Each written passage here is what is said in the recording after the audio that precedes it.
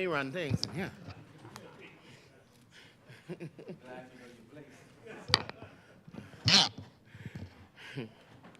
Honorable members, at the break, we were debating the Antiquities Museum and Monuments bill. I presume we are now ready. The chair recognizes the honorable member for East Grand Bahama. Thank you very much, Madam Speaker. Madam Speaker, it is again a privilege for me to stand in this honorable place and to represent the good and special people of the East Grand Bahama constituency. Madam Speaker, before I get into the substantive presentation, and I suppose it is connected to the presentation as well, I want to just mention the central bank's report, annual report that recently came out. I know that it was as far as I understood, it was a plan to have the old or the existing central bank building once they move into their new location, or once they moved into their new location, that that would actually turn into a museum, which I would anticipate would have been a part of the national museums, and would then move into where, if items from the antiquities, monuments, and museums, that it would then, those items would maybe be placed in that museum. The report recently came out, Madam Speaker, which, and again, it's a question that I would have to put to the government. There was a decision made not to proceed with the new location for the central bank, and the central bank came out with their decision saying that their board had decided that they would withdraw from, or that they would not proceed with that, and that they would then give back the property to the government. But the central bank's report, what was very interesting in the central bank's report, in the back of the report, there's a section there that says new premises project. And the second paragraph, and I'll just read from the report. I will table the report at the end. But there's a section of the report that says in March of 2023, the Board of Directors approved the termination of the new premises project and the transfer of the property ownership back to the government. As a result, the bank has recognized an impairment loss associated with this project totaling $8.9 million as at year's end. Additionally, the bank has estimated that additional termination fees will be recognized subsequent to year end. And so, one, we would, on this side, would like to understand the reasoning behind why it was that central bank has decided not to proceed with their new project. As I understood it, they had the land, the Parliament had already decided to grant them the land, and that the funds for the project would have come from central bank. So they were not requiring any funds from the public treasury to proceed along with this project. And one would have thought that coming out of COVID, you have a grand opportunity to proceed with a project of this type, where it is a huge project hundreds of construction jobs, and at no cost to the government, that these are funds that would be coming from the central bank, coming from the profits of the central bank. And so again, we would like to understand the reasoning behind not proceeding with this project. We thought that it was a good fit for the downtown area, a centerpiece for the downtown area. It was right next to the U.S. Embassy and also a part of the overall rejuvenation of downtown. And so we'd like to understand, and the part of the problem is that by not proceeding, given what is in central bank's report, that you've wasted $9 million. They've already said that as a result, the bank has recognized an impairment loss associated with this project totaling $8.9 million.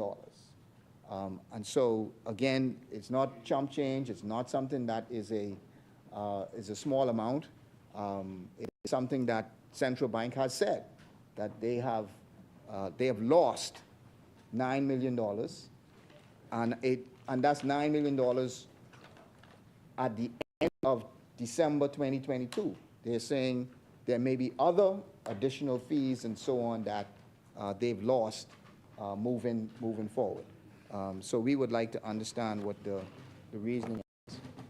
But also, what I found also interesting, just as a note, in the central bank's report, is that it speaks to, at page 89, it speaks to a section that says advances to Bahamas government.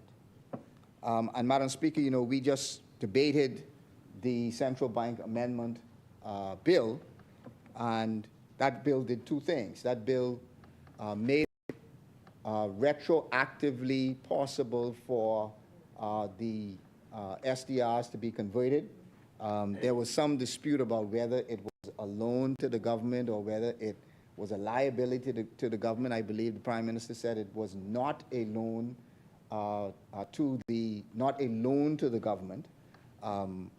We had a differing view to it. Our view, I believe, is more consistent with what central bank's view is, which is it is a loan to the government. If I could just read from page 89 of the report, advances to Bahamas government. Now, it did two things. Let me premise it by saying this. It also reduced the amount that could be advanced to the government by the central bank. The existing law said 30% of the revenue, but it was reduced to 15, I believe. So taking that into account, that the law actually reduced it from 30 to 15, it is interesting that even the 30 was exceeded by the government. So if I read number 11, at page 89, it says Section 21 of the Act amended states that the bank shall not make any direct or indirect advances to the government and to any public corporation. However, per Section 21, sub 4 of the Act, amended, the bank may provide temporary loans to the government where the amounts of the loans, which may be outstanding at any one time, taken together with the treasury bills or security issues or guarantees by the government or public corporations, shall not exceed in aggregate 30% of the average ordinary revenue of the government, or 30% of the estimated ordinary revenue of the government, whichever is less. The loan should mature within 90 days, and the interest rate of the loan is based on market-related interest rate. At the year-end date, advances to the government, and I'm still reading from the report, advances to the government exceeded the 30%, and it was 30.12%. So if by the year end you already exceeded the 30% that the previous law said, my question is, has the government made the adjustments to reduce back or to reduce and comply with their new amendment? Because their new amendment moved the limit from 30% to, I believe, 15%. You are now above 30% as of December 2022. Have you made the adjustments to comply with not the old law, but have you made the adjustments to comply with the new law, which I assume has now taken effect? And if you have done that, we'd like to just understand what steps you have taken to make sure that you've actually complied with your own law, because you were in breach of it as of December 2022 by the central bank's own report that you went above 30%.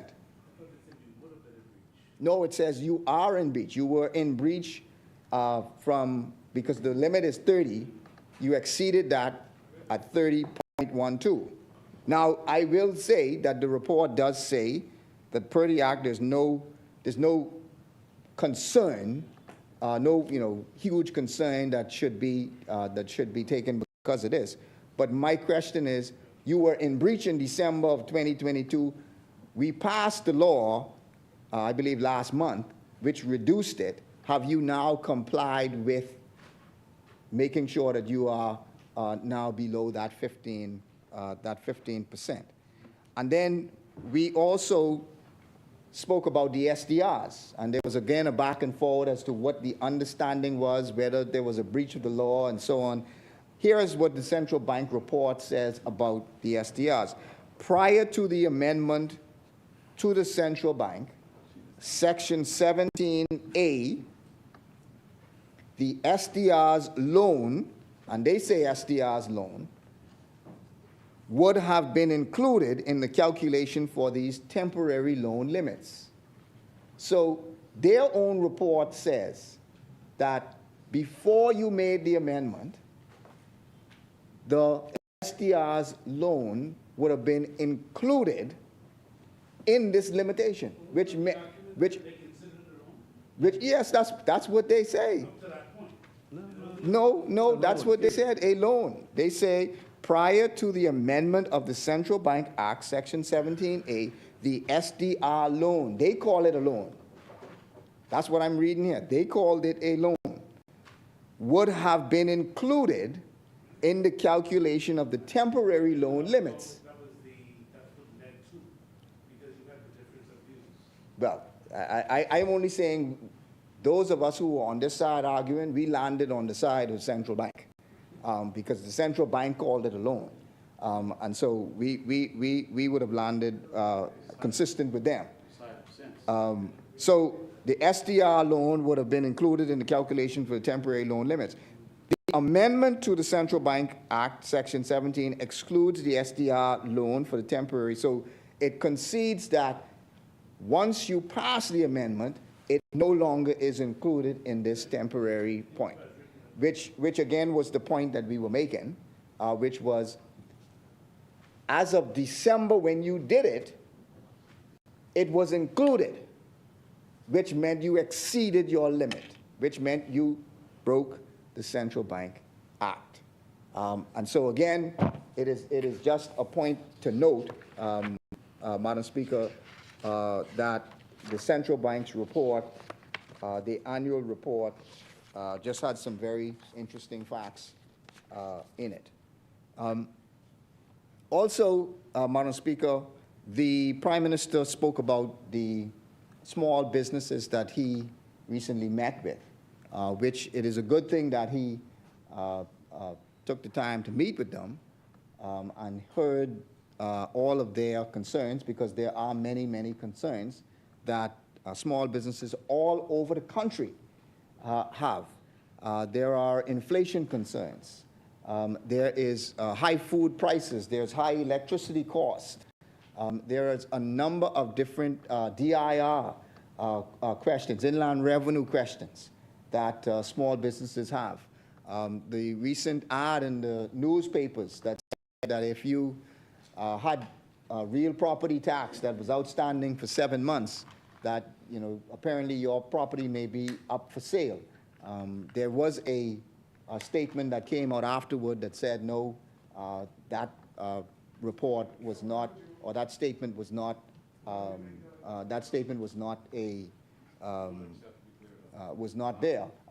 But again, there are a number of questions and a number of issues that I believe small businesses, as I said, across the country are facing. One of those questions that I know I would like to ask and understand would be, the government made a commitment of $50 million this year that they provided, or they would provide, in terms of small business assistance for through the Small Business Development Center and other means. I still have not yet seen anywhere close to the $50 million in assistance that was promised to the small businesses. And so we would like to understand where the $50 million, we are now approaching another budget period, another budget cycle. And so hopefully during this budget cycle, the government could explain to us how much they spent on small business assistance, and where the small businesses were able to receive this $50 million worth of assistance. I know certainly in the midterm budget, they actually reduced the amount of small business assistance through the Small Business Development Center. So we'd like to understand where that is. And then also the small home repair.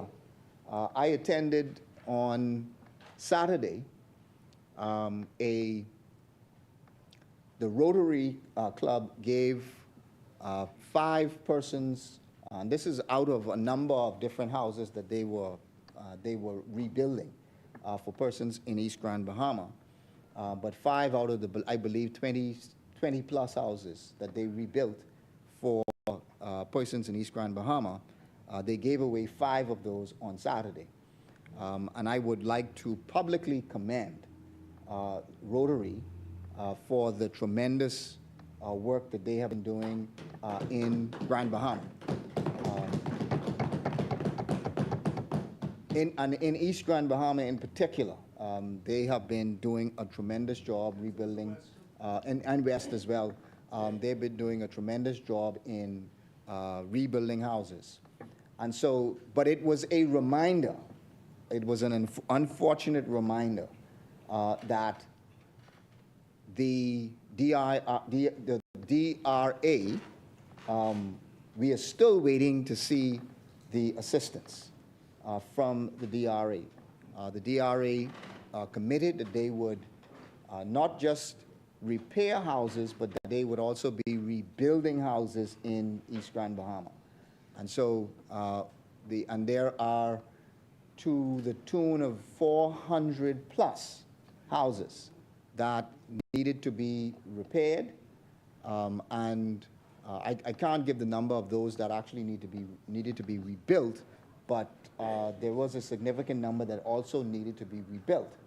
And so while we are very pleased with Rotary and that they are continuing to do a tremendous job with rebuilding these houses, we are still awaiting what is going on with the DRA, and we would like to get a report as to, because it was close to a year now that there was that meeting in East Grand Bahama where officials came and they were very, very clear that they coming to rebuild the houses. They serious. They not just talk. That they coming to rebuild the houses and repair the houses. The member for West Grand Bahama would like us to know that the Urban Renewal and Social Services Office is going to be building next month. So I guess that means you off the hook.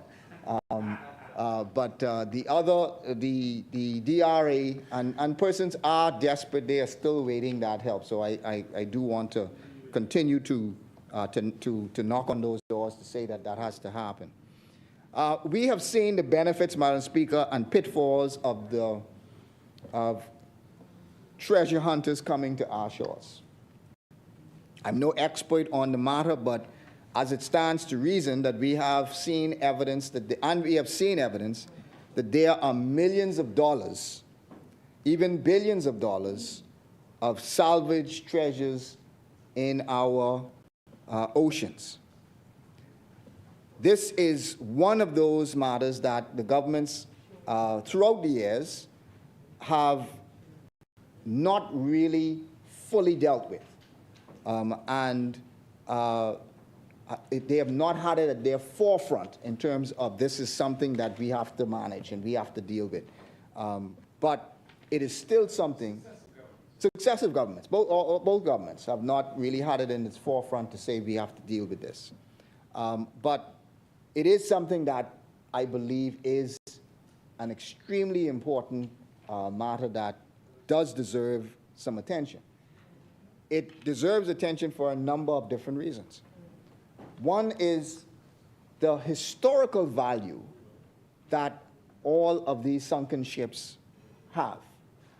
We see in these sunken vessels tell us about our own history. In some cases, it may even shape or reshape history. These ships tell a story of the times that they were living in. Very simple things like forks and spoons and cups tell a story. Those persons whose lives were lost also tell a story. Where were they going? Why were they going there? What was the vessel carrying? All of these are important and relevant questions to the times that they were living in. It would also not make sense to give a license if we lose the value of telling these important stories. You know, when you think about these ships, you most often just think about the treasure in these ships. But these ships also tell a complete story about the lives of those persons who were living there. And it may also tell us about something about ourselves as well. It is important to tell the stories of those persons who traveled on these vessels as well.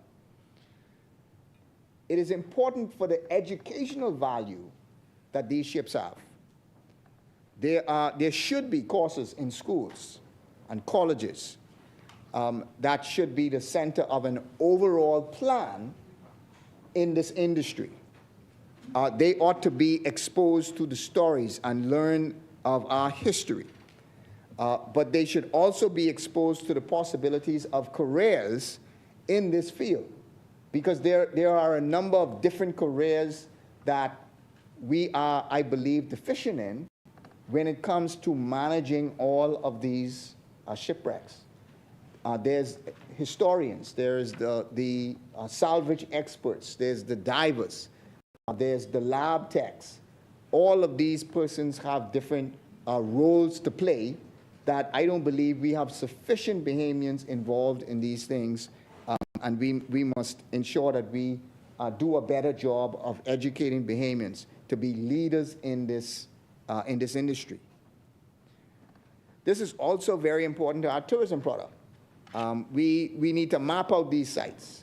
And also there's a possibility of having these different sites as dive sites to where persons can come in and have different experiences. Now there's also the treasure. Priceless pieces of jewelry and artifacts which are extremely valuable in today's market. And yes, what were we doing here what we're doing here is important to increase the share that the government is able to keep on behalf of the people. That is an important thing that is being done here today. But there is a reality that the government isn't going to spend the money to find these vessels and bring them up and preserve these vessels and the treasures that are on them. So you will need the private sector to be granted licenses to be able to do this. As I understand it, these ventures are massive ventures with persons who, one, are able to find these vessels, two, they're persons who dive to see and locate these vessels and bring these items up. Once brought up, they must be properly cleaned in a proper and a secure lab, properly preserved so that they can be viewed. This involves salvage experts, divers, also historians who cannot just collect the treasure, but can tell us the stories and pull the history out of these items that are found on the vessels. It has to be a massive enterprise, and it involves, as I understand, spending lots and lots of money. Also, the government has the responsibility to be the police and the regulator in these, with these ventures, to ensure that nobody steals as best as possible, to ensure that nobody steals these items from our waters. I know that this may be a very difficult task given the just sheer amount of ocean space that we have, but we have to do our best to police it. We also have to ensure that these items, when they are taken up, are not damaged, that they are properly preserved. And also, most importantly, we have to be able to extract our history from these vessels, and then to also be able to tell our story from these vessels. And as I said, we cannot lose sight of that this is just about the treasure, or this is just about the dollar value on the treasure, because as far as the Bahamian patronage is concerned, it is a whole lot more important than just getting the value of that treasure. But it is about telling our story, telling the story of those ships that are passing through our waters, whether these persons were free, whether they were slaves, what they were going for. All of that is a part of our history and is important for us to tell.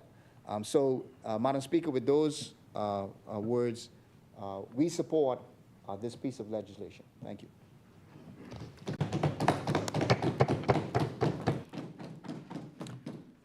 Thank you, Honorable Member Asmini. The Chair recognizes the Honorable Member for Central and South Abaca.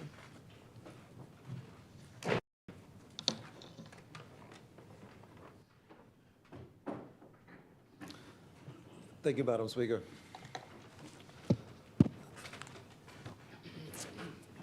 As always, I am humbled to rise here on behalf of Central and South Abaco on speaking about the Antiquities and Monuments and Museums Amendment Bill 2023. However, first I must say a few words that is a hot topic in Abaco and something that was left over by the neglect of previous administrations and decades of misrepresentation from the other side. We're talking about the immigration problem, the shanty towns, where footage has been circulating, video has been circulating, that they are continuously building to this day. Yeah, there was a bit of a setback with the court ruling that would give a more expeditious approach to removing such. But I want to tell you that this administration has been working from day one and setting forward the path to correcting this vexing problem. I want to give thanks to the Department of Immigration and Labor for their hard work and boots on the ground. And I want to give thanks to Ministry of Works, because they know the job at hand. And there are parameters to the law that will allow for the removal of these hundreds and hundreds of unpermitted dwellings on land that's not owned by them. A couple weeks back, I believe it was 2 weeks ago now, the Haitian ambassador was in Abaco, and he put his eyes on the situation firsthand, and he was shocked. Madam Speaker, he was shocked. He was shocked about the total disregard for our laws, and it was good to have him there so that he could see firsthand. So the information relaying back to him was not fully accurate and correct. But this is a problem that was left over, and this is a problem that this administration plans to attend to and fix in due time within the parameters of the law. Madam Speaker, another thing I wanted to talk about was inland revenue and taxes in arrears. This puts a smile on a face for many Albaconians, because we know the disregard by foreigners of paying taxes, some that have been in their houses for decades. Decades, Madam Speaker. I know a particular case, they had owned and been in the house a great parcel of land for decades, and then went ahead and sold it. That's profits in their pocket, but nothing for the government. You know, so it's about time that we make a proper stand, that we move forward and govern this country for the benefit of Bahamians everywhere. So with a couple of those things off of my mind, Madam Speaker, I will now turn to the bill and the discussion at hand. The history of the Bahamas speaks to this bill. Our nation was founded by sailing vessels coming from all parts of the world, crossing our waters, not only to come here, but it is a strategic maritime highway from Central and South America and other Caribbean islands. So even to this day, you can look off in the ocean and see freighters passing by.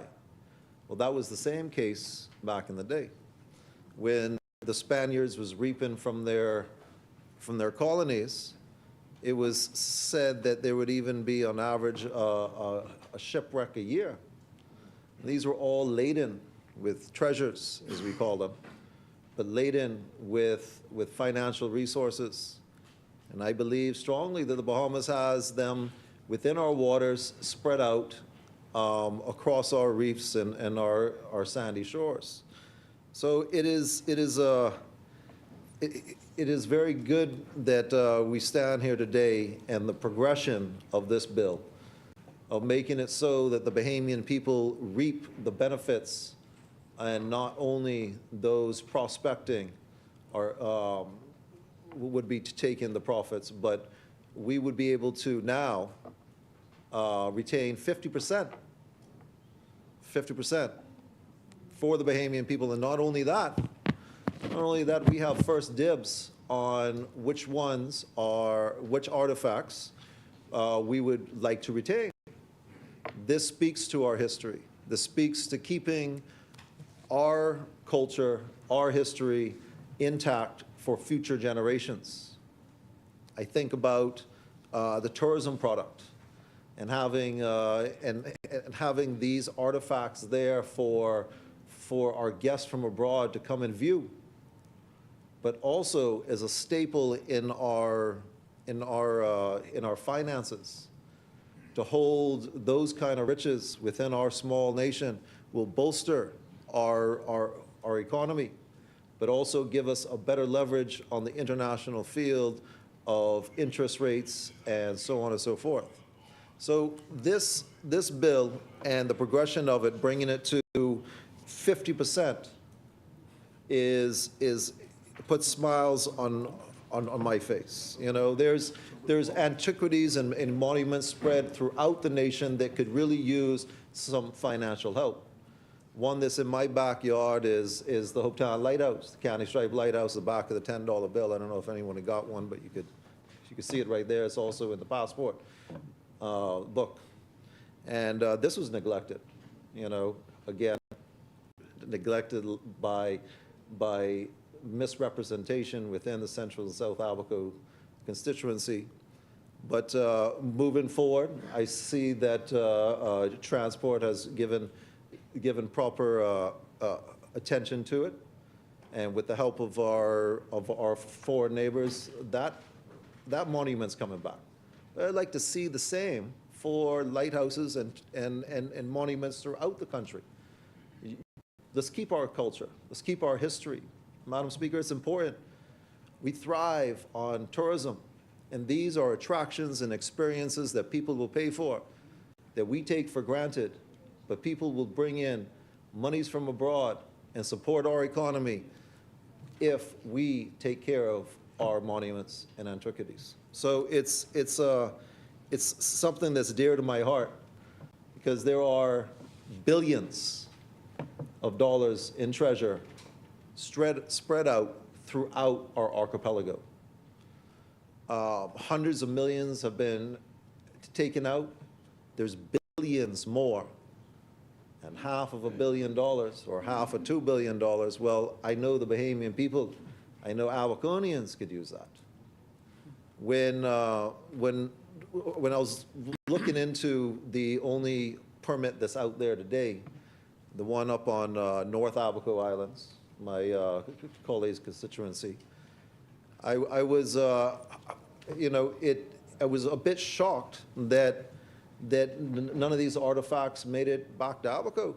Now Abaconians got to take a flight and a ride to go see artifacts that are from our waters on another island. I mean, that could have been a good attraction for multiple islands. But maybe the research wasn't done. Maybe, you know, you reap and take and sow and take it wherever you want to take it without consideration of the locals. I remember a Lucayan artifact, Lucayan skeleton that was dug up on Hopetown. Sent that to Nassau for processing, and I don't know where that is either. But I say these things because it's important that we retain our culture and that we use them for a sustainable future for the next generations. Tourism is not only important, that's our lifeblood of this country. And these are all attractions that people would love. They would jump on a flight and come spend the weekend just to go see some of these things. So looking forward to the progression of antiquities, monuments, and museums. Looking forward to retaining our natural history and really showcasing what the Bahamas is. The other thing that came to mind, and I was looking at, is the permitting, the minister being able to permit students upon these prospecting vessels. I believe that's highly important. That'll show the opportunities to future archaeologists, to future historians. It'll show that our youth have more than one path, and I know there are some brilliant minds in our Bahama lands, and I know a few of them would be most interested in a career path in that way, but not always having the opportunity to do so. These are high-tech machines, high-tech vessels out there with tools that most of us won't ever see in our life. And it brings a smile to my face that it's implanted in this, this progressive legislation to allow such things, to open the minds of our youth and what I call our most important resource, the next generations. There are some other things in here that I thought that I should express. You know, one, there could be only 4 licenses at a time, but only 1 exploration license per person or entity. Only 1 recovery license per person or entity. This stops a conglomerate coming in and saying that they want all 18 known shipwrecks. I mean, the one that has a license now says that there's over a dozen that he's aware of. So so it's important that we not allow one entity to come to our waters and reap everything. It's important that we also space it out.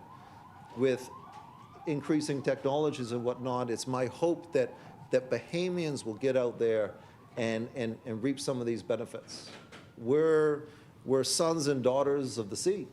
We should be, they know the waters, we know the waters, the locals at each of these islands know the waters, and there's been tales that have been passed down of where certain ones are. And with legislation like this that show opportunity to our youth, that show career paths, that they may be the treasure hunters of the next generation. And then the retention of 50% of the revenues for the Bahamas will go well into the managing and keeping of our archipelago across this nation. So those were very important to me. And there was also a limit, a time limit. We don't want to give a permit out there and them sit on it for a decade or 2 or 3, and when they get around to it, go and muddle with it. But there's a maximum of 3 years. You know, they got to do what they got to do, or they got to move on. Allow someone else to do. So the next generations of explorers, of Bahamian explorers, will have the opportunity for some of these same wrecks if they aren't diligent with their time and expeditious with their recoveries. So it's important to highlight a few of those things, as well as the 25 square nautical mile. That's also important. We don't want to see a single entity have multiple permits, so we dealt with that. Single permit for recovery or expedition at any one time. 4 permits out there. We also don't want to see an encompassing of, say, all of Andros. No, no. Let's pinpoint and be selective of where they're prospecting, so that maybe other Androsians or other islands off of San Salvador or wherever it may be will be able to prospect for their own treasures and their own treasures to be found. These are all very progressive. This is what you call moving forward in a real way. And it brings a smile on my face to see these things placed down. And also in the application, you know, it says, describe the applicant's experience, their ability and plans to comply with safety and security requirements. It says, describe the applicant's financial ability to conduct the proposed activity to completion. Not just handing out permits to people that are going to sit on them and not do the job. Go there with lacking equipment and possibly destroy our artifacts which are in our waters, destroy our environment that we hold so dear. These are very, very important pieces. Not only that, but to describe the plan for conservation and stabilization analysis, curation of all underwater cultural heritage recovered, including records, license, and so on and so forth. So we're not just looking for an applicant. We're taking any application with a single letter that says, I want to do it in this part of Abaco or wherever it may be. But we are asking them, are you financially capable? Are you experienced? Do you have the knowledge to take this underhand? You know, can you do the job? That's important. We don't want to destroy our environment for the prospect of treasures. Again, our environment is precious. We want to leave it to the next generations. We also use it for the majority of revenue that comes through this country, tourism. So it's extremely important to have those those metrics in place to mitigate any downfall from mismanagement, mishandling, or just neglect on many different forms. So this is a very progressive amendment. There's a performance bond in here. I think that's great as well. Put some money down in case you mess up so we could immediately mitigate and help fix the problem. The Bahamas needs to be for Bahamians. This progressive Liberal Party under the Davis Cooper administration is moving in that direction. Every amendment we make and every bill that is placed is for the betterment of Bahamians across our nation. Yes, yes. It is important to amend certain legislations and progress it so that our youth have a future. But I must say again, the ability for our students to go out and see firsthand what treasure hunting is puts a smile on my face. That's more opportunities for our youth. So Central and South Abaco support this amendment in its entirety, and looking for more great amendments and bills to come forth in the near future that will be beneficial for Bahamians across the archipelago. I must say again, though, you know, we should be mindful that the treasures taken from a particular island have some benefit for that island as well. They're found in Cat Island. It should benefit Cat Island. So without further ado, we support this. God bless the Commonwealth of Bahamas, and God bless Bahamians across our archipelago. Thank you very much. Thank you, Honorable Member Asmini.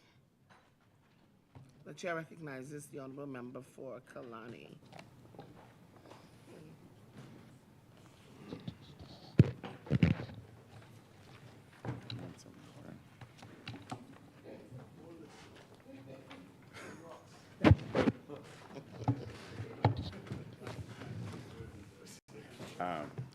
Could I have some water, please?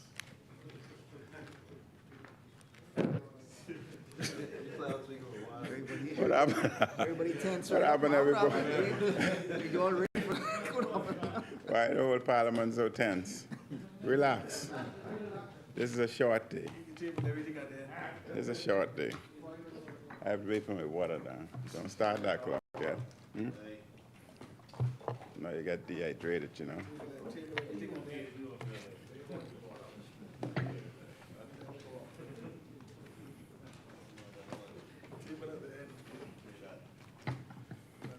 No, I don't have the table. It's up here.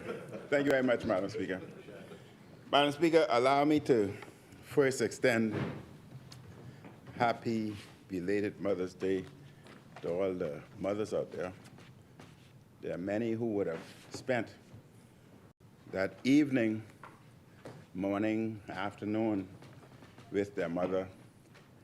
Unfortunately, Madam Speaker, I don't have that privilege, and therefore, as is usual, I would have spent most of Mother's Day, me and one of my grandsons, visiting my mother and my sister, who are both in the Catholic graveyard. And Madam Speaker, this is a ritual to me, because those two women had the greatest impact on my life. And I can say without reservation or fear that they were the two women whom I loved most in this world. Madam Speaker, Kalani had a very great, successful town meeting on inflation, and I'd like to thank those who came out. As a matter of fact, the town meeting was so great that they've asked for a repeat, and we would have a repeat at some particular point in time. A specialist from Central Bank came and spoke about inflation. And we look forward to the town meeting that the Ministry of Works has offered to extend to us, we'll be talking about traffic flow and what can possibly be done to alleviate traffic that may be a problem as time progresses. And I want to thank the minister for that.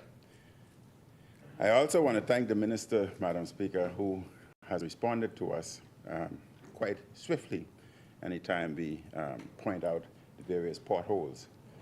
And we find it very convenient, and I think it's something that other constituencies should do.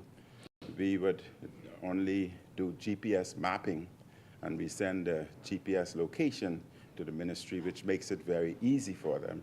And within rapid time, they are there to repair such facilities. And I think if we're one Bahamas, we must assist so that the entire Bahamas move forward.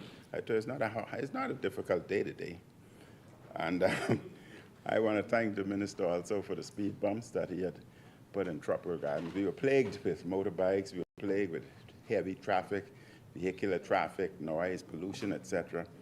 And I can say with confidence that that has decreased since the ministry had placed speed bumps in our thoroughfare. That had decreased by as much as 70, 80%. But Madam Speaker, as I rise today on behalf of the great people of Kalani, I must voice strong objection to how the PLP is running the agenda of this House. We were scheduled today to debate the Ombudsman Bill, and about 24 hours before we were to debate, the governing side informed the opposition that there would be other legislation debated instead of what was scheduled. The Ombudsman's bill was being pulled, according to the government, for more consultation. Mr. Speaker, this means that the PLP was yet again rushing another bill without proper consultation. They did it the same time, they did the same thing some weeks ago when they pulled the Tourism Development Corporation at the last minute for more consultation. Madam Speaker, I take my responsibilities as a member of this House on behalf of the people of Kalani very, very seriously. I prepare in order to present a considered view on the matter before us. Members cannot have a proper view of this new amendment to the regulations of the Antiquities, Monuments, and Museum legislation due to the short notice of this debate. The work in Parliament, Madam Speaker, is serious. Parliament has the power to pass laws. I can answer him. The chair recognizes the honourable member for West Grand Bahamas. Kalani. Yes, we did inform the side opposite that there was a change of what we had scheduled for today. But that's predicated upon the fact that we've had groups asking us for further discussion. We wanted to be respectful to and to allow for, simply because it is an issue that we are all gathering more information. Insofar as what we're debating today, the truth is, and I was told by the former Prime Minister, Hubert Ingram, when he sat on this side, that legislation or proposed bills that are on the agenda for you to prepare, for you to know what is, and the government does not really have to tell you what's coming up, but you should always be ready. So for you to say you don't have means that you were not prepared, not that you're waiting to get prepared. You're supposed to always be prepared. Madam Speaker. Thank you, honourable member. Thank you, Madam Speaker. I would pose this question. I speak now to the Bahamian populace. I speak to the Bahamian populace. Is it fair for the government to have 15 legislation on the agenda, and they are demanding or requiring the opposition to have 15 prepared when they can select one at any time, so they only have to prepare one. Yes. They prepare one.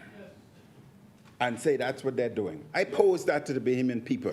Now, Madam Speaker, Parliament has the power to pass laws that have long-standing and serious implications for the Bahamian people and our country. Parliament has the power, Madam Speaker, to pass sweeping taxation laws that could change the lives of the people. And the people elected a governing side to carry out the agenda it proposed during the last general election campaign. They expect the governing party to be serious and sober in its administration of the affairs of Parliament and the government. The New Day administration appears disorganized and not serious when it comes to Parliament. Repeatedly, bills are suggested for debate at the last minute. Repeatedly, Madam Speaker, there are changes to our agenda at the last minute. This is due in no small part because the New Day side has the leader who prefers traveling than governing. The chair recognizes Westcott Bahama. Before Kalani gets to his usual theme that is really all worn out and overused theme, the truth is, Madam Speaker, the government side is very organized. Legislation is sitting on the agenda, legislation we intend to debate. And we provide the advance notice so that members can get prepared. That's the way I was trained, that you are supposed to know the issues that are on the agenda. And if it's 15 or 16 or 17, you are supposed to be always ready to debate. I posed that question already to the Bahamian populace. They will answer that. They will answer that. Madam Speaker, I know I would allow you to divert me today. But, Madam Speaker, on Friday of last week, we were informed about the ombudsman bill that we'd be debating. I prepared, did my research, etc., had other people doing research for me. I spent the entire weekend preparing, sacrificed events, etc. And then, having gotten all my research data, I decided that I would now compile everything that Monday night. At 1:30 a.m., while preparing, I looked at my WhatsApp to see whether there were any urgent message. And there I saw, because I went to bed at 8:30 that evening, knowing that I would get up at 1 a.m. to complete my budget, my debate. But I have a lot more to say during the budget to prepare my debate. I then looked and discovered at 1:30 a.m. that the agenda changed. That's what we're going to do, what we're supposed to be doing today. Madam Speaker, that's 1:30 a.m. after I've done labored research, getting prepared. But, Madam Speaker, the Prime Minister prefers traveling constantly in great luxury rather than organizing the business of governing. He often does not know what is going on in his government, including the Ministry of Finance. In London recently, again embarrassed the country when he obviously did not understand the facts about funds the government is proposing to borrow to build new airports. He did not simply misspeak. He simply got his facts terribly wrong. He did not understand what he was being told. Let us not forget, Madam Speaker, that the Minister of Finance did not know what the correct deficit numbers were a few weeks ago. And sadly, it seems like someone else is the de facto Minister of Finance who is really in charge and who makes the decisions and tells the Minister of Finance, PM, what to do. When the Prime Minister is not busy getting facts wrong, he and the Deputy Prime Minister are busy contradicting each other on various announcements. I can pull the facts. The Cabinet is in chaos. I can pull the facts.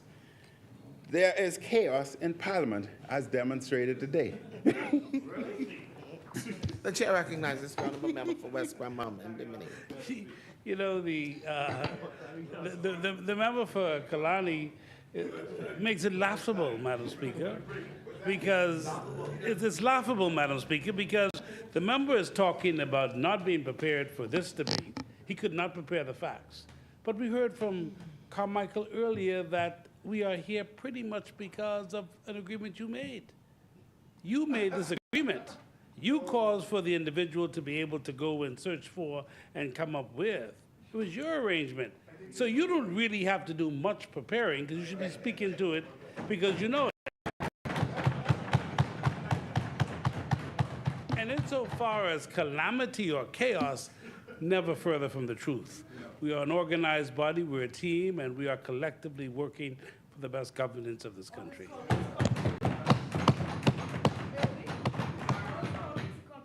Best Grand Bahama, I like you. You are good at twisting words and information. You deserve an Academy Award. Madam Speaker, and there are many stories of chaos at the office of the Prime Minister, with consultants all over the place, large and in charge, while the Prime Minister jets around the world in first class with big delegations, spending millions. He seems unconcerned about the details of government, except making announcements about things that will never happen. Madam Speaker, the PLP has no serious parliamentary agenda which the country saw from day to day. They simply grab bills that are in the bureaucratic drafting stream and bring them here.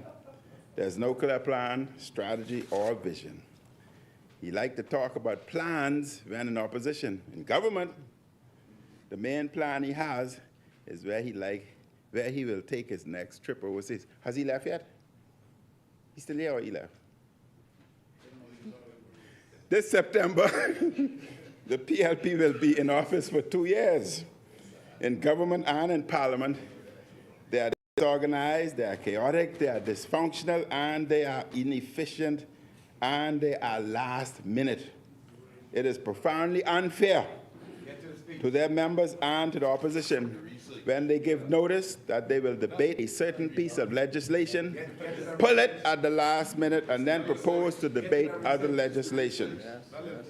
This shows a disrespect for the House of Assembly and its members. It is a disregard for how our democracy should work. And I plead with the leader of government business to work with his colleagues to fix this process, which is clearly broken and terribly disorganized. Give us more warning. The chair recognizes the honorable member for West Bramham. Madam Speaker, to Kalani, Madam Speaker, we from time to time will find ourselves having to withdraw or to hold or to ask the opposition for assistance and to work with us. And we do that, Madam Speaker. And Madam Speaker, it's all about how do we ensure that when we come to the Parliament, we are debating what we must. But the member for Kalani, I find it to be so amazing. When he was government, you know how many bills he left on the table?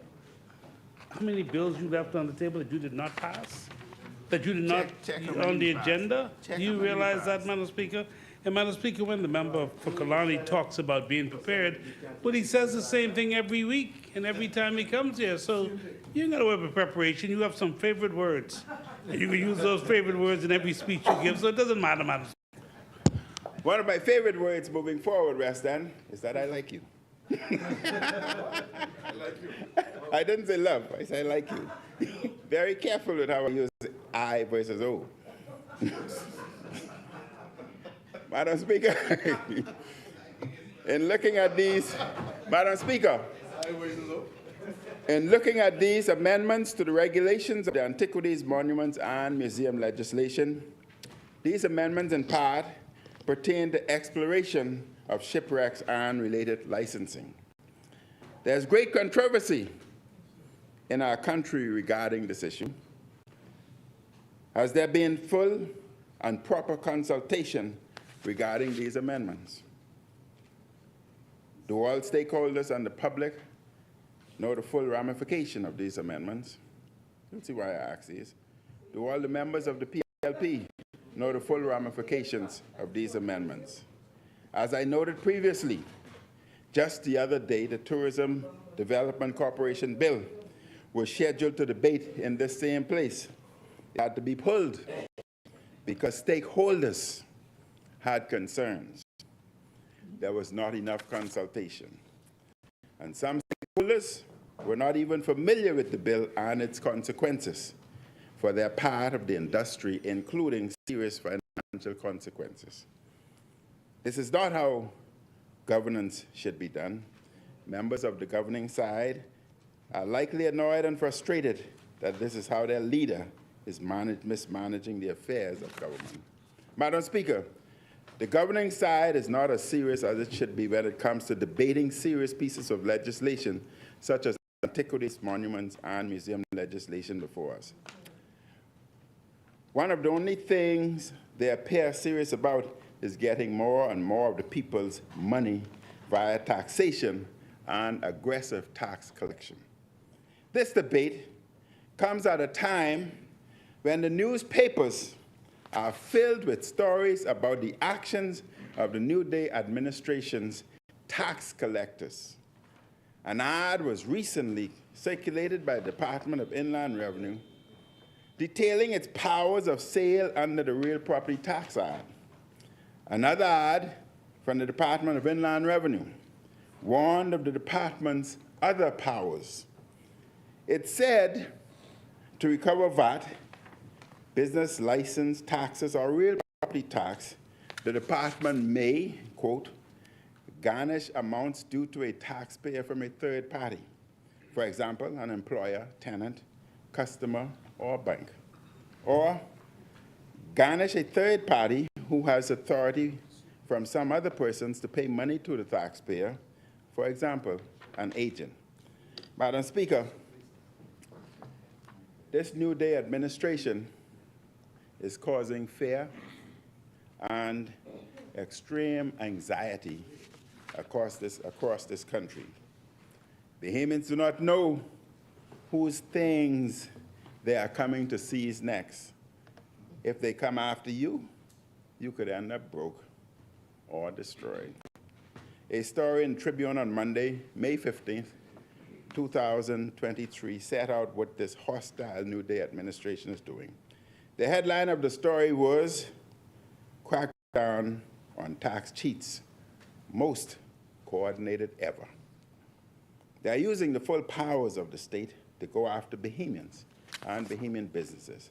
The story said, quote, Simon Wilson, the Ministry of Finance's financial secretary, speaking after the authorities last week, warned they will exercise the power of sale against extreme real property tax delinquents, said the government has hit an iceberg when it comes to enforcement and cannot and will not ignore blatant failures by taxpayers to meet their obligations, end quote.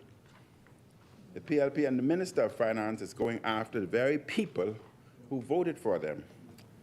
All reasonable people think taxes should be paid, but tax collection should be done with fairness, due process, and decency. And when the money is collected, it should be used for the benefit of the people. The New Day administration is obsessed with getting all the money they could get. They have to find a way to pay for these travel and good times reserved for selected few. They have to find money to pay for all PLP consultants. And sadly, this administration has unleashed the tax collectors in an unprecedented way against Bahamians. Many people and businesses are just trying to get back on track after difficulties of the pandemic.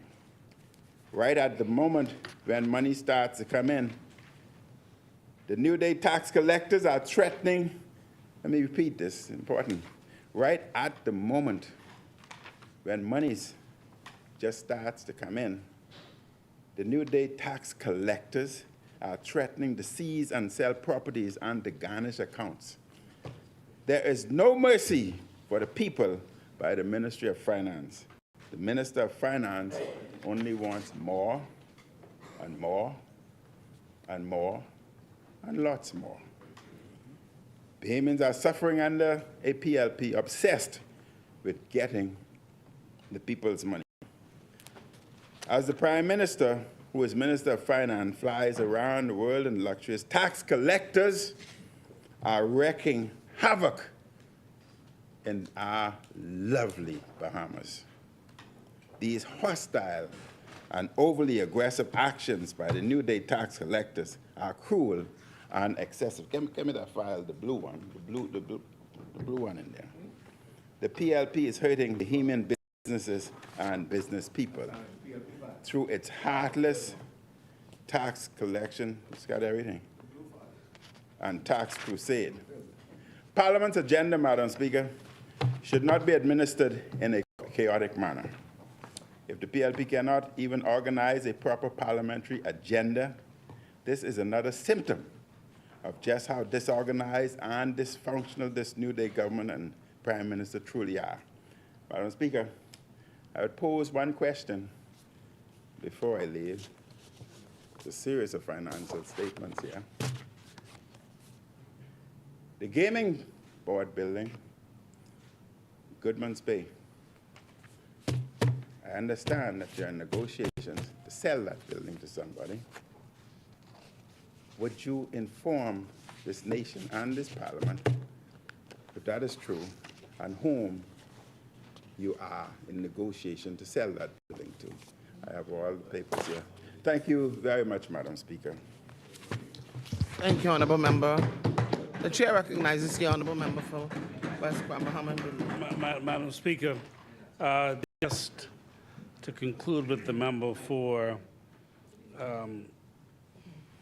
Kalani, he spoke so highly of our colleagues who have been assisting in his constituency, and then wished to talk about chaotic, but they're able to assist you.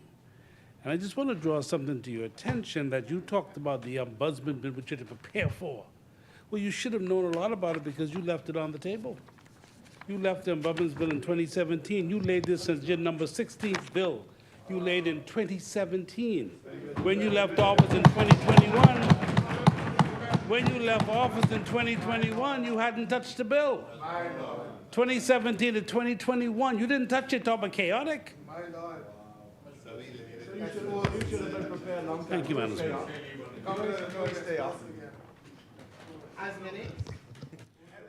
The chair recognizes the Honourable Member for Central and South Eleuthera. Let's keep it that way.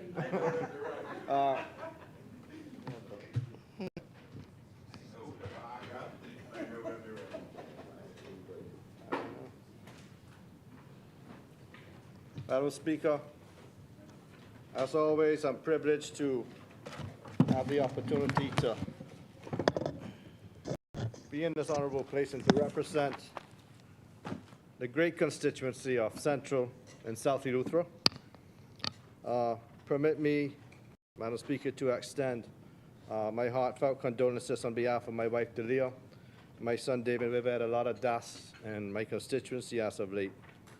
So to the following families who have experienced great loss, to the families of Brendan Main, Renee Sands of James Siston, to Lyndon Davis, Charlotte Comer, and Lee Sidney Bethel of Hatchet Bay, to Kingsley Bethel of Governor's Harbor, the families of Kennedy Bethel and Paul Knowles Jr. of Rock Sound, Denise Thompson, Hilda Allen, James Roy Morley, and Rose May Bodie of Tarpon Bay, Reverend Philip Miller and the Gibson family of Wimps Bight on the loss of Mrs. Paulette Miller.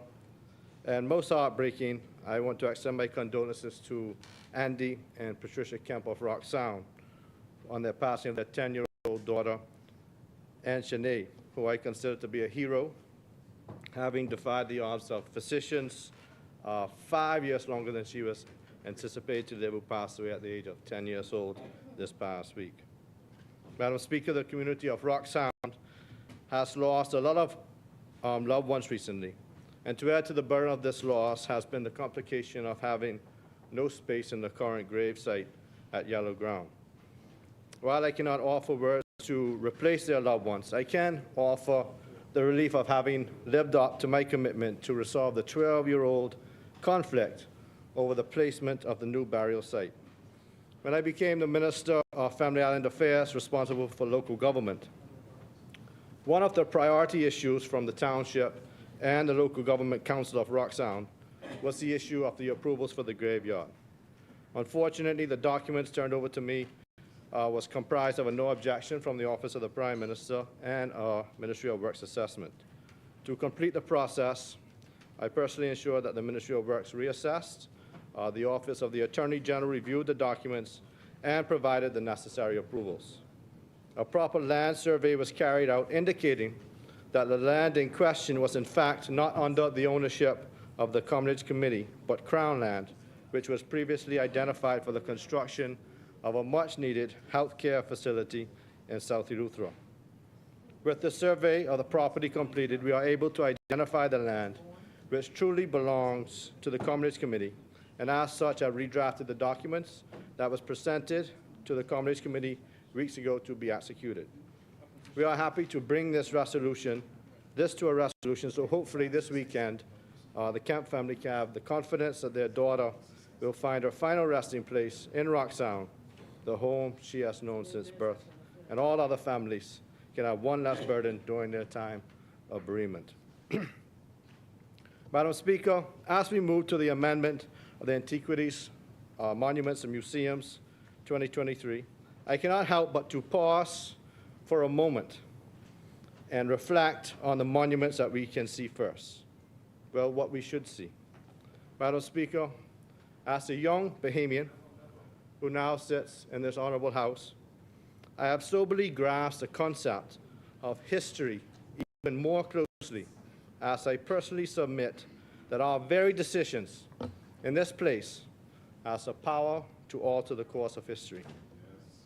In 50 years, it will be our very actions in this place that is reflected upon and thoroughly examined, and it will be determined by a more enlightened generation whether we were indeed honorable and contributed positively to the growth and the development of our country and indeed the world.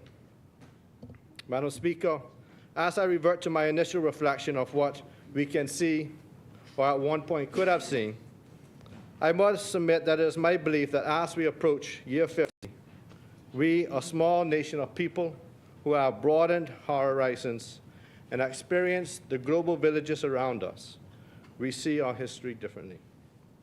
We understand that we are slowly forming our own identity, embracing the aspects of our journey that authenticates us and makes us true Bahamian. Earlier this morning, Madam Speaker, I listened to the member for St. Anne's speaking about preserving history, our historical buildings and historical sites. And, you know, he was quite passionate about that this morning. And I support him on this sentiment. So both of us, St. Anne's, should share in the disappointment that the members opposite or part of the former administration who seem to have displayed no regard for our sacred history, to have torn down the post office building and the Churchill building. Yes. You know, even I have memories in the church, even I have, in the Clarence Bain building as well. Even I have memories in the Churchill building. As a young student from Spanish Wells all age, that's where I first met the first woman Deputy Prime Minister of this country, the Honorable Cynthia Mother Pratt. So even before I was in Parliament, I used to drive by, and now when I got to interact with her as a member of the Progressive Liberal Party, I used to say, that's where I met Mother Pratt. And when we speak about the post office, whether or not you like the opposing party or you agree with their views, we must respect the aspects of history that made a significant difference in our cultural identity. You may say that it's only a building, but these were buildings that represented an era when we began to construct and own our own things. Yes. When we emerged as comparable to architects, contractors from other places. That's a powerful position. Yes, man, go ahead. These buildings housed our history, the places where our people met and where we made decisions for us. Now, it's a distant memory when one could only say the post office used to be up there or the Churchill building used to be right there, because eventually people will forget that these buildings once stood. And it only takes one generation to erase the memory of a historical event. And that's why this road to 50 is so important, because we must educate the young people who didn't have the time or wasn't engaged in where we are as a country and how we got here. Like those monuments, we must understand and agree that these buildings, monuments, events, and artifacts are not owned by any particular political party, but should be embraced as Bahamian buildings, Bahamian monuments, events, and artifacts, irremovably hatched in the halls of our history and informing our cultural identity. Throughout the world, countries have found innovative ways to preserve and subsequently monetize their historical sites, antiquities, and monuments. Right? What is Rome without the Colosseum? You know, what is Paris without the Eiffel Tower? They want to bring that down. What is Egypt without the majestic pyramids? Regionally, our neighbors have embraced their rich and diverse history, ensuring that it's beneficial to their country financially, and it ensures that the history is tangible for their citizens. Countries such as Jamaica, with sites like the Port Royal and the Bob Marley Museums, Cuba with Plaza de Armas. We have many notable sites right here in the Bahamas, such as the first home of Parliament in Cupid's Key, the birthplaces of our national heroes, sites of significance that actually moments in our history. We must do more. We must do more to enhance our historical and cultural identity. Yes. The Bahamas has a rich and deep history which uniquely spans over both land and sea, an unbridled potential to create a diverse, substantive, and tangible links to our history that reaches far beyond tax accounts. Our oceans hold many untold tales. Birth from weather phenomena, I can hear you. The commandeering of ships by inexperienced captains, or more sinister events. It is important for us to develop an holistic approach to the preservation of our history, as it is uniquely integral and is a part of what makes our culture. We cannot neither cherry pick, and you know, sometimes they like to do that, cherry pick and omit the parts of history that are seen to be undesirable or what makes us uncomfortable. I mean, the reality is, I'm a Spanish Welshman representing the Progressive Liberal Party Yes. and as a cabinet minister representing Central and South Eleuthera. Yes. I'm talking sense. And I'm talking sense. The truth is, the Bahamas has many things to many demographics throughout our history. A home to the native Indians, a new world to European explorers, a beacon of freedom for the Lutheran adventurers, a means of financial gain for pirates and privateers, a logical pathway for the slave traders, and in more recent times, a path to paradise. Now to the amendment at hand.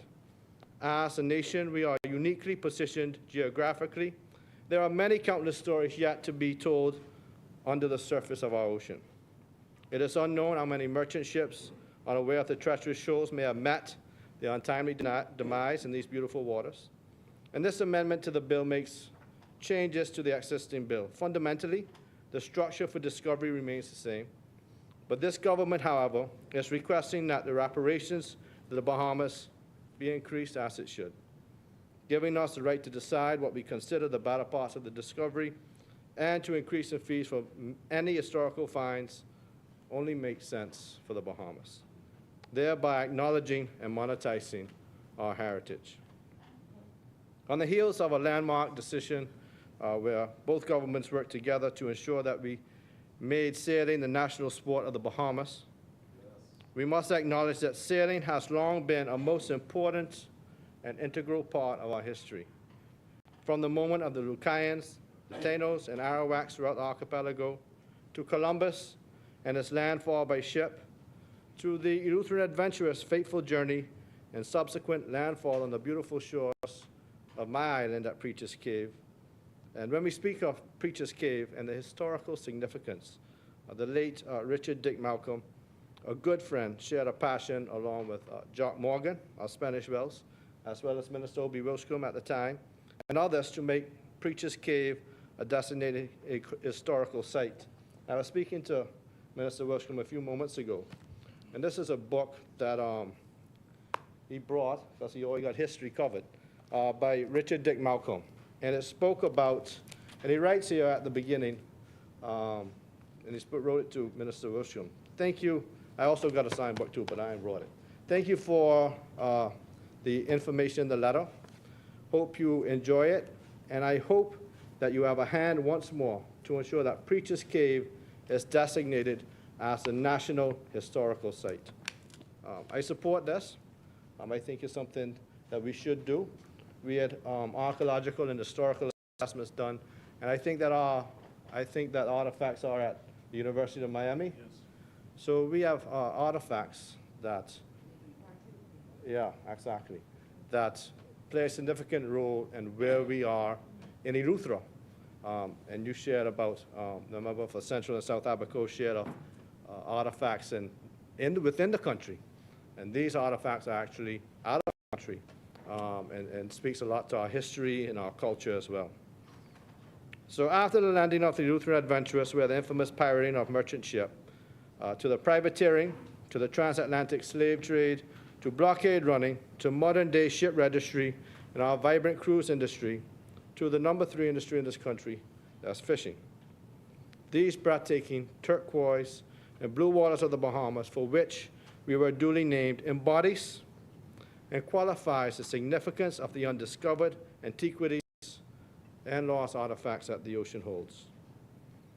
Madam Speaker, as a young fisherman, and now, and dare I say, an avid sailor, our oceans hold treasures, not only significant monetarily, but these lost artifacts add to the rich history and unique identifiers that further enriches our cultural heritage. Madam Speaker, Central and South Eleuthera supports this amendment, and we look forward to great things as we work together to ensure that we embody our culture and we protect our heritage. Thank you. Thank you, honorable member. As many? The chair recognizes the honorable member for Marco City. Thank you very much, Madam Speaker. Once again, Madam Speaker, I give thanks to God for this opportunity to be able to rise in this place and to reflect the dreams and aspirations of the people of Marco City and, by extension, Bahamians everywhere. Madam Speaker, I'd like to begin by extending condolences to the family of the following constituents in Marco City and just a few other Bahamians, Madam Speaker. I know many families are grieving throughout the Commonwealth of the Bahamas today. And every weekend, Madam Speaker, most of us in here, we attend funerals to grieve with constituents who have lost loved ones. And our hearts go out to all of you. Madam Speaker, I extend condolences to Charles, LaRhoda, and the entire family on the passing of Sydney, Doc, LaRhoda, to the family of Sylvia Poitier Major, to let all of the relatives, especially Lavanda, know how much we will miss her, to the family of Ralph Wells, especially to Ruth and the extended family.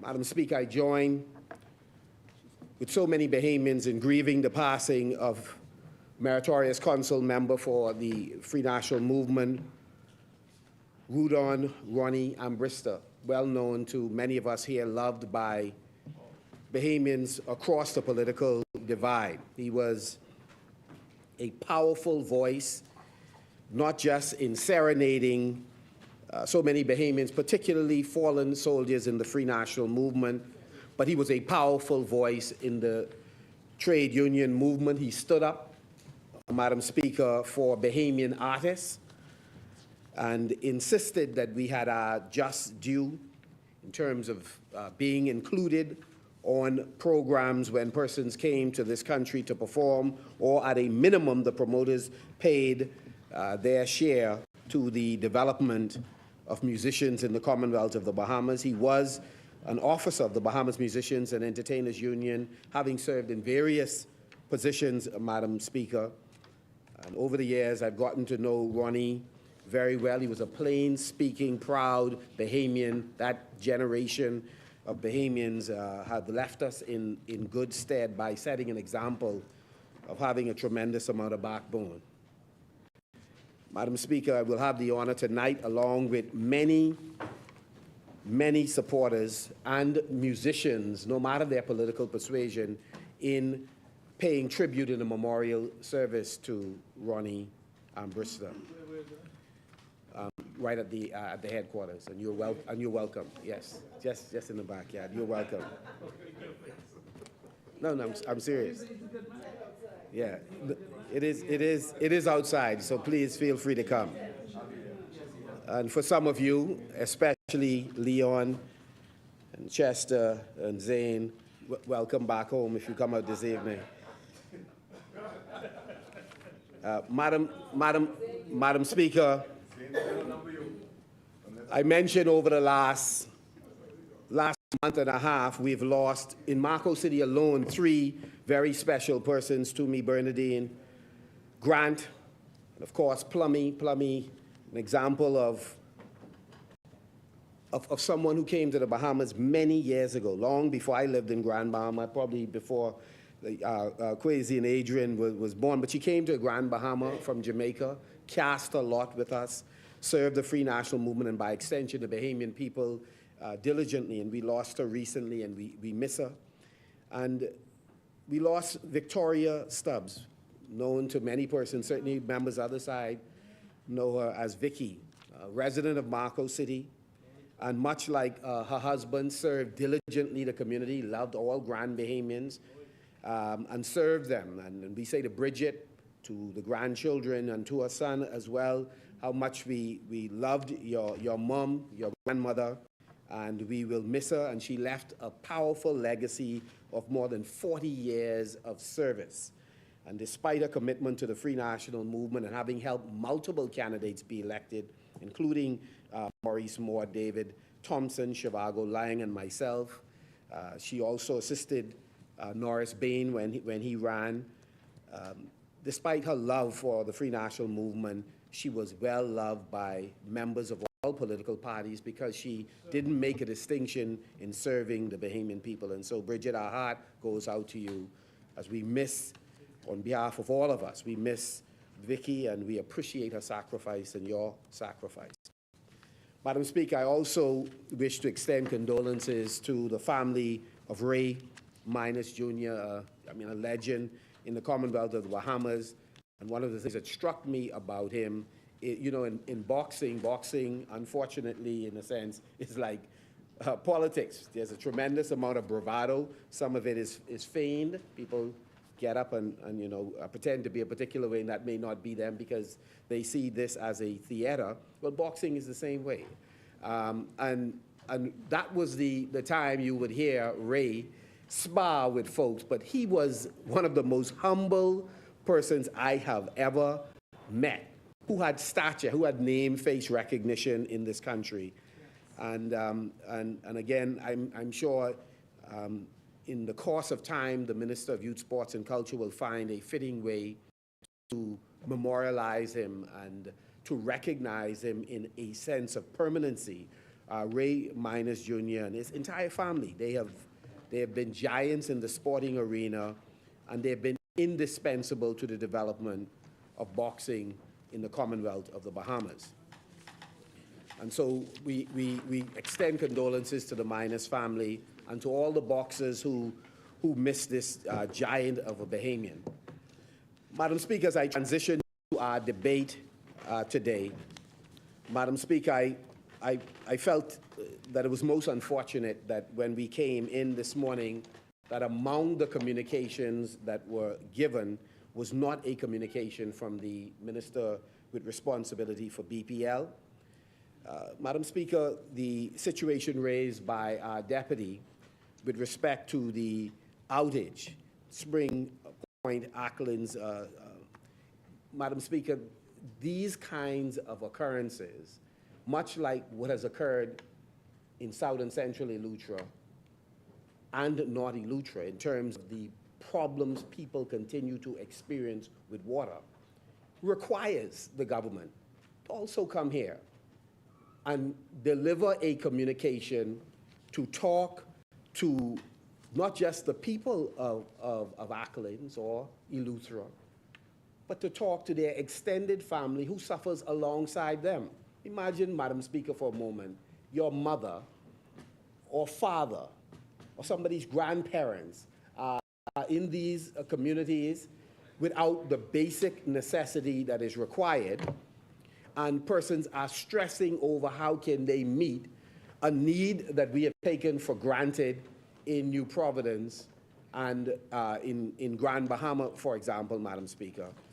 And so I thought it was an important point raised that we have to do better in our communication with our people, but more so in delivering better for our people. There are still communities right now, Madam Speaker, that do not have potable water in the Commonwealth of the Bahamas. And there are many communities, Madam Speaker. And so as we debate all of these pieces of legislation, I would say to the leader of government business on the other side, and more so to the member for Fort Charlotte, who has appointed himself as the guardian of the rules, that there are matters of urgency that when we come in this place, that a deviation from a normal agenda or within the context of the agenda, we should be addressing issues that adversely impact the Bahamian people. The absence of potable water, Madam Speaker, is a very serious issue, no less than even in Cat Island. The reality is a study was done by IDB a number of years ago that would have allowed any government to do what is required for those people in stages, to put in potable water in the south, and then in the next cycle you could do central, you can do north. These are things, Madam Speaker, that we gloss over as a community, but it ought to be done. And successive administrations have passed. We've made progress on this work. We did a tremendous amount of work in the last administration in terms of installing the required infrastructure for water in Cat Island, but these are things that ought to be completed. In my constituency, prior to the 2017 election, we put in water mains, worked along with the Grand Bahama Port Authority and with others in order to ensure that we meet the needs of those residents who are neglected, who do not have water lines in the constituency, and they suffer in the aftermath of climatic events. And they suffer when their pumps go out. Or for Madam Speaker, some of them who do not yet have street lighting because of the dereliction of duty of the port, in part because we give occupancy certificates to developers and they are able to sell homes to residents who are then left uncovered. And then central government decides they will not get involved because it's within the context of Freeport, and that should be the Grand Bahama Port Authority or DevCo, or it should be the developer's responsibility.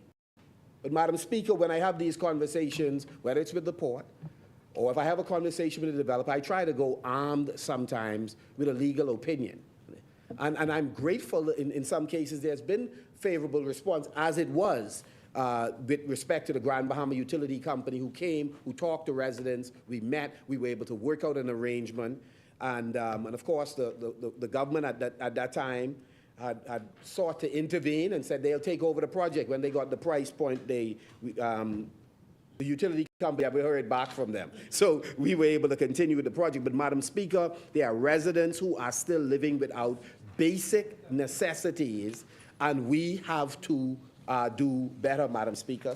So when I hear some colleagues get up and beat their chests about the incredible work that they're doing in the transformation of Grand Bahama, I only say to Nassau members of Parliament or parliamentarians who are from other islands who like to visit Grand Bahama, at least learn the place that you keep talking about that you're going to transform. Because landing there and talking to one of your colleagues about what the real issues are on the ground is not sufficient in terms of understanding what our struggles are and what our challenges are, Madam Speaker. And if we're serious, we would, Madam Speaker, have real conversations about the future of Grand Bahama, and in particular, the future of the port. Madam Speaker, under my tenure as Prime Minister of the Commonwealth of the Bahamas, if this administration fails to deal with the issue of the Grand Bahama Port Authority, I tell you, me and my colleagues, we intend to deal with that issue. But you can only deal with that issue if you have some moral authority and you're doing your part as well. Because West and East Grand Bahama can't continue in the same manner, and you have any moral authority to deal with the Grand Bahama Port Authority. So I think we have an opportunity. You still have 2 years to go, maybe 3, unless you're feeling froggy and you want to jump earlier. You still have a chance to deal with some serious issue in Grand Bahama. We still be challenged with low water pressure in some areas, a fear of using the water in certain locations, and yet we're contemplating and executing an increase in water bill. But it isn't just the Grand Bahama Port Authority. It is a failure of governments to have an ongoing, very serious dialogue with all of the stakeholders. My colleagues and I, in particular, the member for East Grand Bahama, we and other colleagues met with industrials, some of the largest employers in Grand Bahama, to talk about some of the challenges that they face, including the issue of the bylaws, which we made progress on, that we understand is now stalled, that can give more teeth to the Grand Bahama Port Authority so that they can execute some things that we keep pressuring them to execute. And one of the things they say is that there is a lack of dialogue between them and the government. I myself spoke to the Prime Minister. I spoken to multiple ministers on that side about meeting with the business community, particularly the small business owners in Grand Bahama. And I said, when I spoke to the Prime Minister, I said, part of the reason we are in opposition is because there was insufficient discussion with them. They raised some issues that the member for East Grand Bahama, despite his best efforts, couldn't address because it required some other folks getting in the mix and making those things happen. We paid a price. Sad for Grand Bahama, but fortunately for us, you all are doing the exact same thing right now, and the business community is greatly disillusioned. It is important to engage them, that people who are doing import-export can't be made to feel as if they are criminals by default by the Customs Department, for example. So there is a need to have real dialogue with the industrials, with other stakeholders, and to make sure that the licensees of the port are truly empowered. And so, Madam Speaker, that is a wonderful segue to what is a part of our discussion, because there is now a museum in the Grand Bahama community, and in particular in Port Lucaya, dealing with and displaying some of the artifacts that have been salvaged from Bahamian waters. And so, Madam Speaker, I know that this is an important issue for us here in the Commonwealth of the Bahamas. And so I am pleased on behalf of the residents of Marco City, and by extension our supporters, to lend my voice with my colleagues on the issues of antiquities, monument, and museum regulations 2023. Madam Speaker, the member for St. Anne's has mentioned on more than one occasion, and we have all mentioned on different occasions, there is a need for better coordination of what we do in the Parliament. We have been more than cooperative with the government, and we are deeply concerned with the manner in which things are being dealt with. We say to members opposite, to the member for Cat Island, Rumpkin, San Salvador, and to the leader of government business, do not attempt to beat us with any switch you have for anybody else. You say that this is a new day. You have an opposition that's been very cooperative, civil in our discussions with you. We have an opportunity to workshop those amendments and legislation that you bring to the House so that we can have a bipartisan approach on things that are of common interest to all Bahamians. This is one of them. When we brought to Parliament the legislation that sought to protect the biological resources of the Bahamas, we took some time to have some discussions with the various stakeholders to make sure that those biological resources, persons would discontinue coming to the Bahamas, studying, extracting those resources, taking it back to their university or the companies for which they work, and then making millions and millions of dollars without us benefiting from it. Well, similarly, today, this amendment seeks to increase the amount of resources that we are able to get as a country from those things that are in Bahamian waters. Madam Speaker, that's the right thing to do. Any increase, Madam Speaker, is important. But Madam Speaker, this, we believe, is a filler legislation. So let me just be clear. We don't believe that in Cabinet you sat down, had a discussion about this piece of legislation, and you really thought that this was so massive a thing that this would occupy the entire day.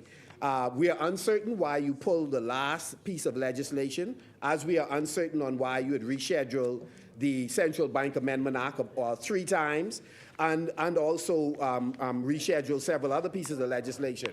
But Madam Speaker, one of the things, Madam Speaker, that I think we have an opportunity to do is to hit the reset button on approaching these kinds of legislation in a more comprehensive way. I would have expected, Madam Speaker, for the members opposite in bringing this bill would be to come and give us some of the facts.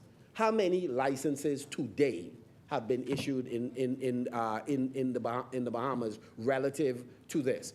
To what extent has this administration been armed, and St. Anne's hinted on it?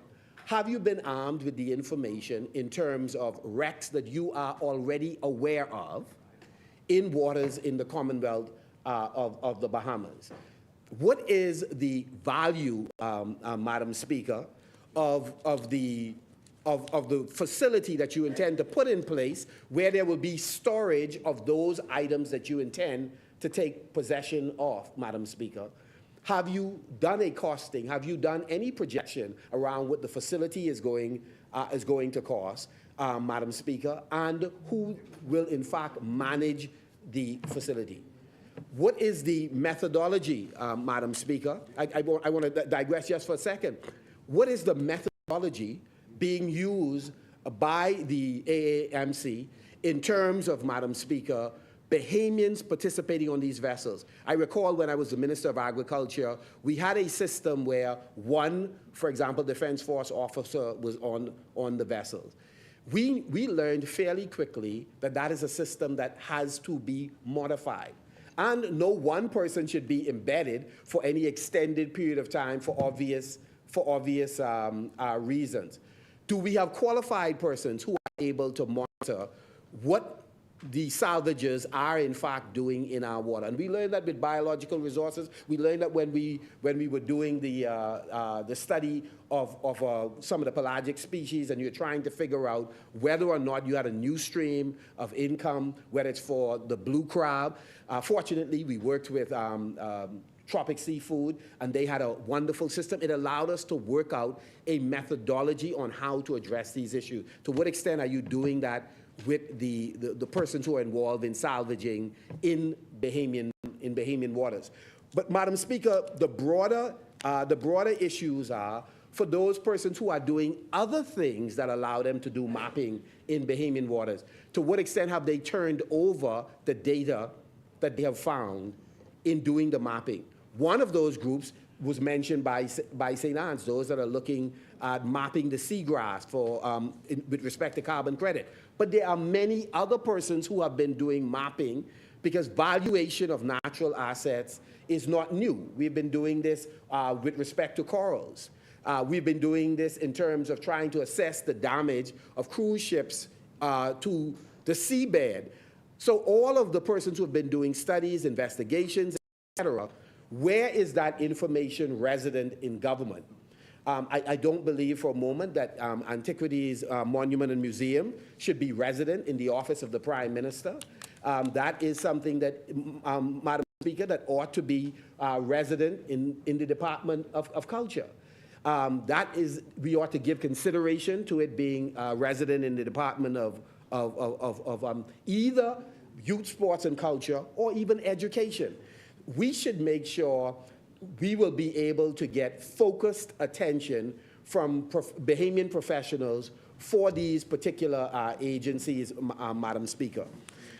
Madam Speaker, so let me just say in short, we certainly support the increase, but there's a lot more work to be done. And Madam Speaker, just to correct the record, the conversation has been made, aspersions have been cast on the opposition, giving the sense that we don't have a sense of history and know the value of preserving natural resources. I find that so incredibly disingenuous, Madam Speaker.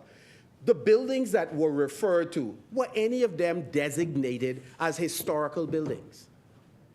See, because one can make the case that if you rip down an old building that is no longer functional, it really depends on what is the designation of that building or what is unique about the history. Because based on the argument that was offered earlier, we have a whole lot of buildings we can't knock down in the Commonwealth of the Bahamas because they old.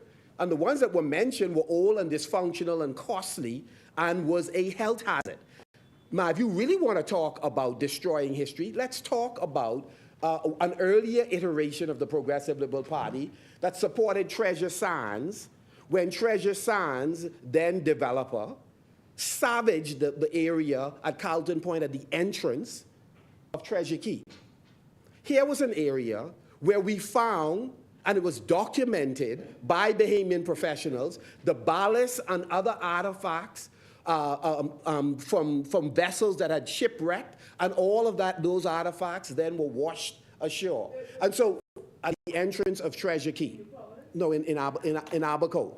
And so you had the same professionals who you all have referenced in this debate, who came down, saw the site, collected artifacts, verified that it's a space that should be preserved, and the then government permitted using, by the way, some equipment by a former senator of the then government to actually run fill over the entire area to create a pathway. I was one of those activists who spent time with the residents of the community, petitioning the then government, petitioning the developers. Let us preserve this area for posterity and as a potential site for persons to come in and to see and learn about Bahamian history. And again, nobody listened to us, and it was savage. So if we're going to have a real bipartisan discussion, I'm sorry? It's an extension of the property across the road, and the artifacts have been covered. So, Madam Speaker, just before I take my seat, I just want to refer to a couple of very quick things, Madam Speaker. One is, and forgive me, Madam Speaker, that I put it in these terms. Madam Speaker, we came to this House when we were discussing the Central Bank Act. We were beaten relentlessly, verbally that is, figuratively, by the government. Called all manner of names. They even used terms like don't be dunce, etc. When we said that the government, through the amendment of the Central Bank Act, they actually admitted to having broken the law in taking possession of an illegal loan. And up and down, the government denied this. We just read into the record of the House of Assembly from the central bank report. They listed it, not as a government asset and them acting as Freetown suggested, as an agent on behalf of the government. The government was given a loan, which it has to repay by the end of this year. Madam Speaker, I raise this. For the average Bahamian, this may not be a sexy, emotional, or emotive political issue. But what it is, Madam Speaker, it's something that reveals the mindset of this administration, a willingness to break the law. And Madam Speaker, and have no less than a government agency indicate that they have done so. And Madam Speaker, this isn't just one issue. This is one of several issues. We asked earlier about, I would say, misappropriation by definition, Madam Speaker, is take. The chair recognizes the honourable member for West Palm, Bahama and Liberty. Again, we are concerned about the terminology, about breaking the law. I think what was discussed in this Parliament during that debate was a misinterpretation or clarification of the law. And it was where the central bank and its attorneys proffered a particular view. And of course, the government and its attorneys in the Attorney General's office had another, which led subsequently to dialogue and then, of course, to debate. The government never intended to break any law, and we prefer if you refrain from that statement. Thank you, honourable member. Madam Speaker, the government may not have intended to break the law, but the government did. Which is why, Madam Speaker, we had to have an amendment to the Act to cover the behavior of the government at that time.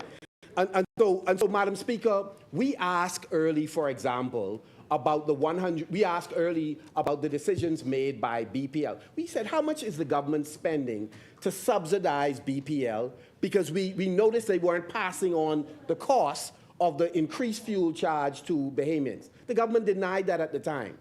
And Madam Speaker, the short of that story is we learned later, and we continue to get more information, that the government is now trying to recover this money that it put into BPL without any legal authority to do so.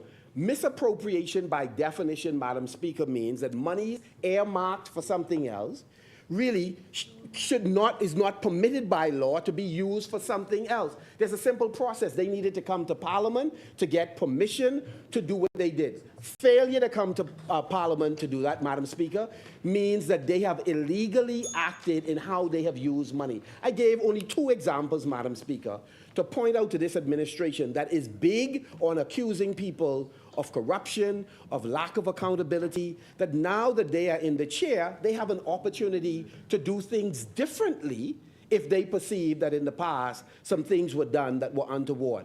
But what is clear, Madam Speaker, is that this administration is prepared to bully through and to brazen through any decision it makes, and if they have to come back later to make the legislation retroactive to cover that act, they are prepared to do so, Madam Speaker. And this is not an example of good governance. And so, Madam Speaker, I say to my colleague, my brother from Cat Island, Rumkey and San Salvador, it's important for him to be focused on these critical issues in terms of governance, because the implication, Madam Speaker, to local investors, the implication to international investors, to rating agencies, is that we do not have a good handle on how we are managing the economy of the Commonwealth of the Bahamas. And Madam Speaker, we believe that this administration has an opportunity to create a prosperous economy where all Bahamians can benefit. But they are failing to take the necessary time, Madam Speaker,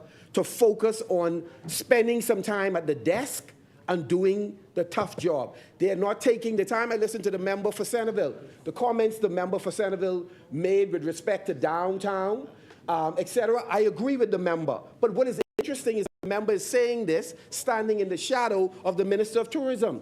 This is not an administration in cabinet who are talking with each other, Madam Speaker. And if they are talking with each other, Madam Speaker, they are certainly disagreeing, and they are bringing that disagreement in the Parliament of the Bahamas because they have separate views on how to transform the economy of the Commonwealth of the Bahamas, Madam Speaker. Thank you, honourable member. The chair recognizes the honourable member for Centerville. There is no disagreement between myself and the member for Exuma, Madam Speaker, the minister that was referred to. It's just to make sure that is clear, Madam Speaker. Thank you, Honourable Member. Sorry, Madam Speaker.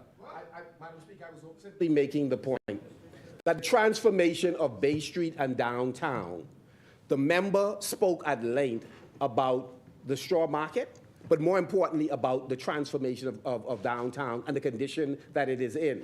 The member with responsibility for Exuma and Ragged Islands is now tasked with the job of that particular transformation. So if we are sitting in the same cabinet, focused on these initiatives that will change downtown, inclusive of the straw market, I would think that the more appropriate approach would be to say, in light of the condition, I'm happy to stand with the member who is in the process of doing A, B, C, D. Madam Speaker, they are replete with examples that they are not communicating with each other, but we are paying the price. The Bahamian people are paying the price for their lack of coordination. Asmini? The chair recognizes the honourable member for South Beach. Kind of clarification, want to clarify something for this House and, of course, for the Bahamian public that maybe and no doubt are listening to what's being said here in Parliament. With regards to what the member from Marcus City would have mentioned with regards to BPL and the outage in Auckland. Those persons who are listening now, who may not have been listening or may not have heard the member for Fort Charlotte early this morning when he addressed the matter. And simply where he would have laid out the facts, and that we did have an outage. There was an outage, there is currently an outage in Auckland from Saturday night. Good. This is great news. Great. But there was an outage, but the outage is now, it's been dealt with this afternoon. And he mentioned that a decision was made to take a generator from New Providence to Auckland. That isn't something that can happen on a plane. We don't have a plane that can do it. It has to happen via boat, and it made 1 second for me, and no doubt it is taken today. No challenge, I got you. All right. In any event, the power was restored. The people in Auckland, their electrical needs have been satisfied, and it is on. It was there. 1 second. Asmini? The chair recognizes the honourable member for Golden Isles. Madam Speaker, may I?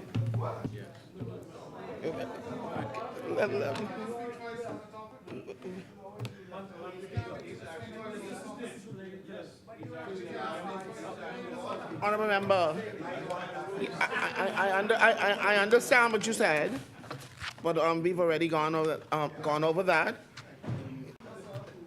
You put it on the records of the floor that Auckland had a power outage.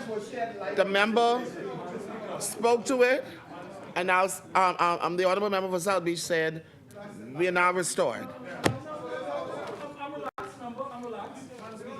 Allow the member to please. Madam Speaker.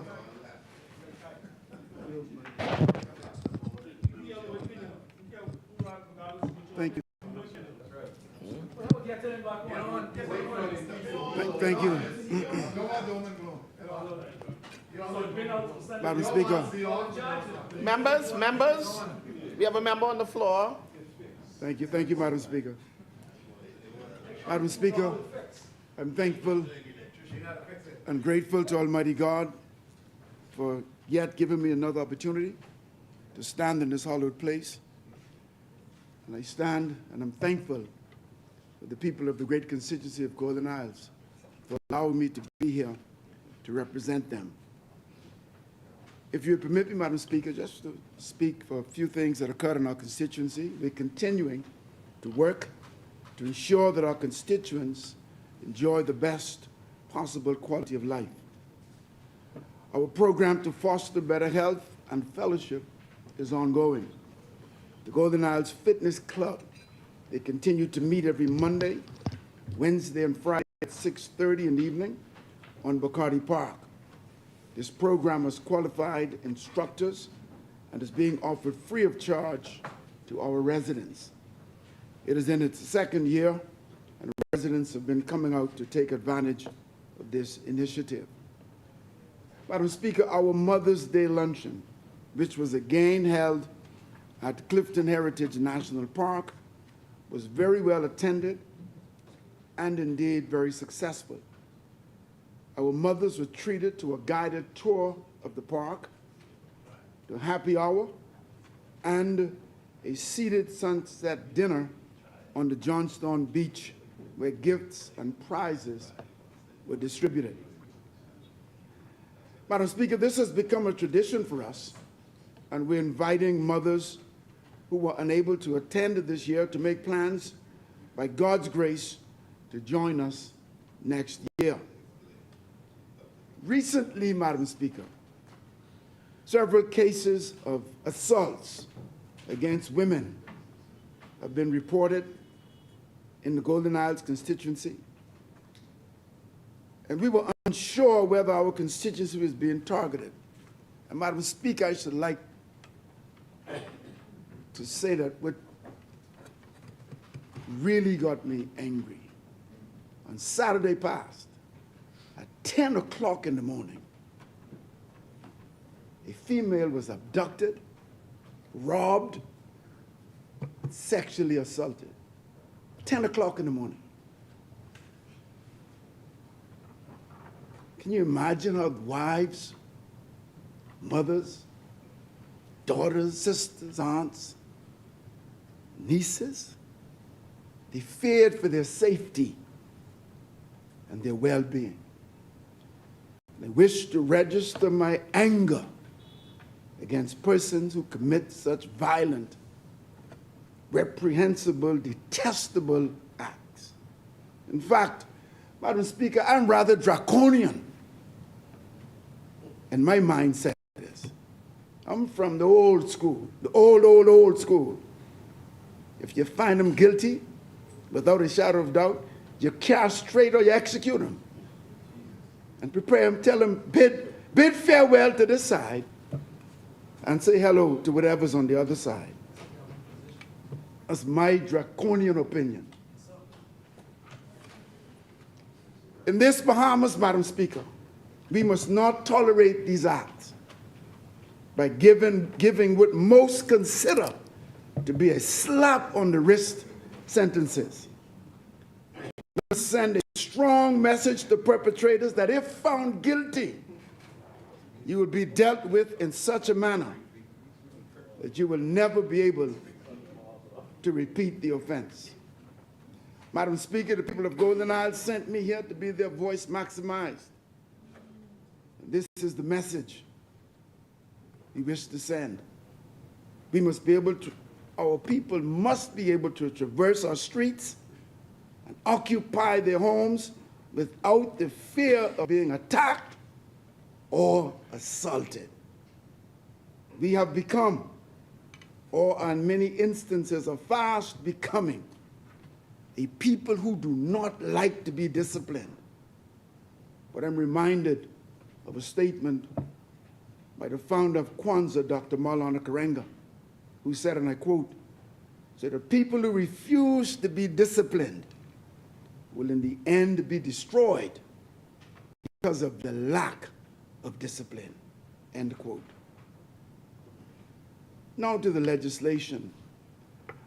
In May of 1998, an act to provide for the preservation, the conservation, restoration, documentation, study, and presentation of sites and objects of historical, anthropological, archaeological, and paleontological interest to establish a national museum and for matters ancillary thereto or connected therewith.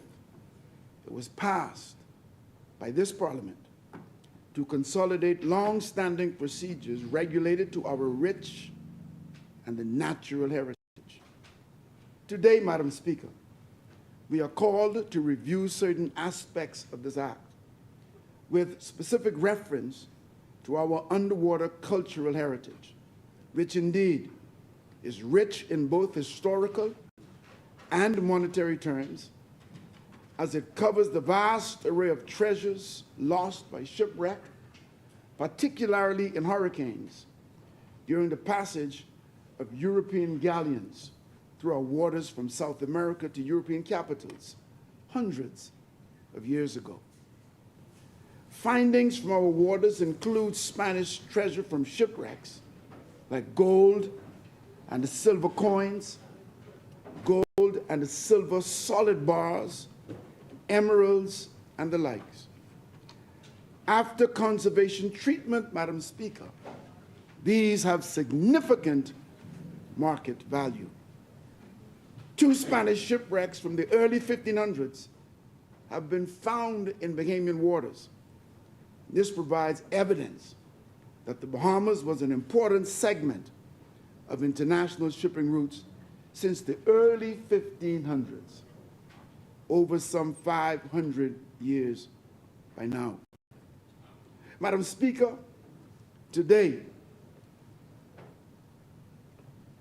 we are upgrading our capability to stake claim for the Bahamian people to our underwater cultural heritage. The more equitable division of this historic underwater cultural heritage recovered from Bahamian waters ensures that a now independent Bahamas controls the narrative over its historic role in international transportation linkages. The Bahamas government is ensuring that we have trained Bahamian personnel in place to oversee and to manage every phase of this process. Beyond the recovery of historic underwater cultural heritage within Bahamian waters, the government of the Bahamas is also ensuring that we are also aware of the kind of impacts of such underwater cultural heritage recovery on our other natural resources, such as our corals, our seagrasses, and the seabed. The Bahamas has been gifted with many natural resources in our waters, and the provisions of these amendments are to ensure that we have the full capability to be able to monitor the health of our natural resources. In this era of global warming, it has become especially important for small island developing states like the Bahamas to have a full assessment of its natural resources on land and underwater. The recovery of our underwater cultural heritage is to be balanced with the continued protection of our invaluable underwater natural resources. So to this end, Madam Speaker, the Bahamas is currently making a thorough assessment of our carbon resources on land and underwater. Our underwater natural resources, our coral reefs, our seagrass, etc. Our coral reefs, which contribute to us having so many types of fish and conch in our waters. Our coral reefs under attack by skiddle-dee, disease. We're thankful that there's help in remediating that. Our seagrass has been proven to be an area of carbon sequestration, stores carbon, and in the world of carbon credits, will prove to be extremely valuable to us. They also provide food for fish, for turtles, also shelter for conch and lobster, our turtles and our fish. Madam Speaker, with the development of technology, the technology that can more accurately pinpoint the location of the treasure-laden wrecks buried for centuries under tons of sand at the bottom of our seas, it becomes very important for the government to review the administration of this act to ensure maximum benefit to the Bahamian people, including exposure and the transfer of these new technologies to our younger generation. In this regard, Madam Speaker, my attention is drawn to the amendment of Regulation 3 of the Principal Regulations by the insertion immediately after paragraph 4 of the following new paragraph in 5. And I quote says, an exploration license or a recovery license may include such conditions as the minister considers appropriate, including but not limited to permitting students on the ship. And I'd like to repeat the ending of it, including but not limited to permitting students on the ship. Madam Speaker, this is groundbreaking. This perspective, the whole concept of treasure hunting in the Bahamas, as it opens tremendous possibilities and opportunities to the University of the Bahamas students, Madam Speaker, in particular, in participating in the documentation and the study of our underwater cultural heritage. Madam Speaker, it's in this regard. Madam Speaker, I was just wishing, hoping that the insertion would have specified and would have said, rather than just students, would have just said Bahamian students, so that we could really, really take full advantage of these tremendous opportunities that will become available. You see, Madam Speaker, too often in the past, we have allowed technical skills and knowledge to slip through our fingers without leaving a trace of knowledge behind. Bahamian students gaining expertise in this area, in the future, they would be able to play key roles in the exploration and recovery of underwater artifacts with significant remuneration, not only for themselves, but for the wider Bahamian community. Madam Speaker, this amendment alone compels me to give my full support to this bill, and at the same time, congratulate, Madam Speaker, the Minister, to congratulate the Antiquities, the Monuments and Museum Corporation, Dr. Curry, Dr. Grace Turner, and those others for their keen insight and for their far-sightedness. This is a timely, progressive legislation, and Golden Isles supports it.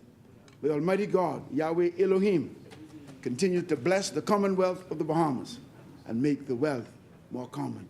Golden Isles rest. Thank you, Honorable Member Asmini.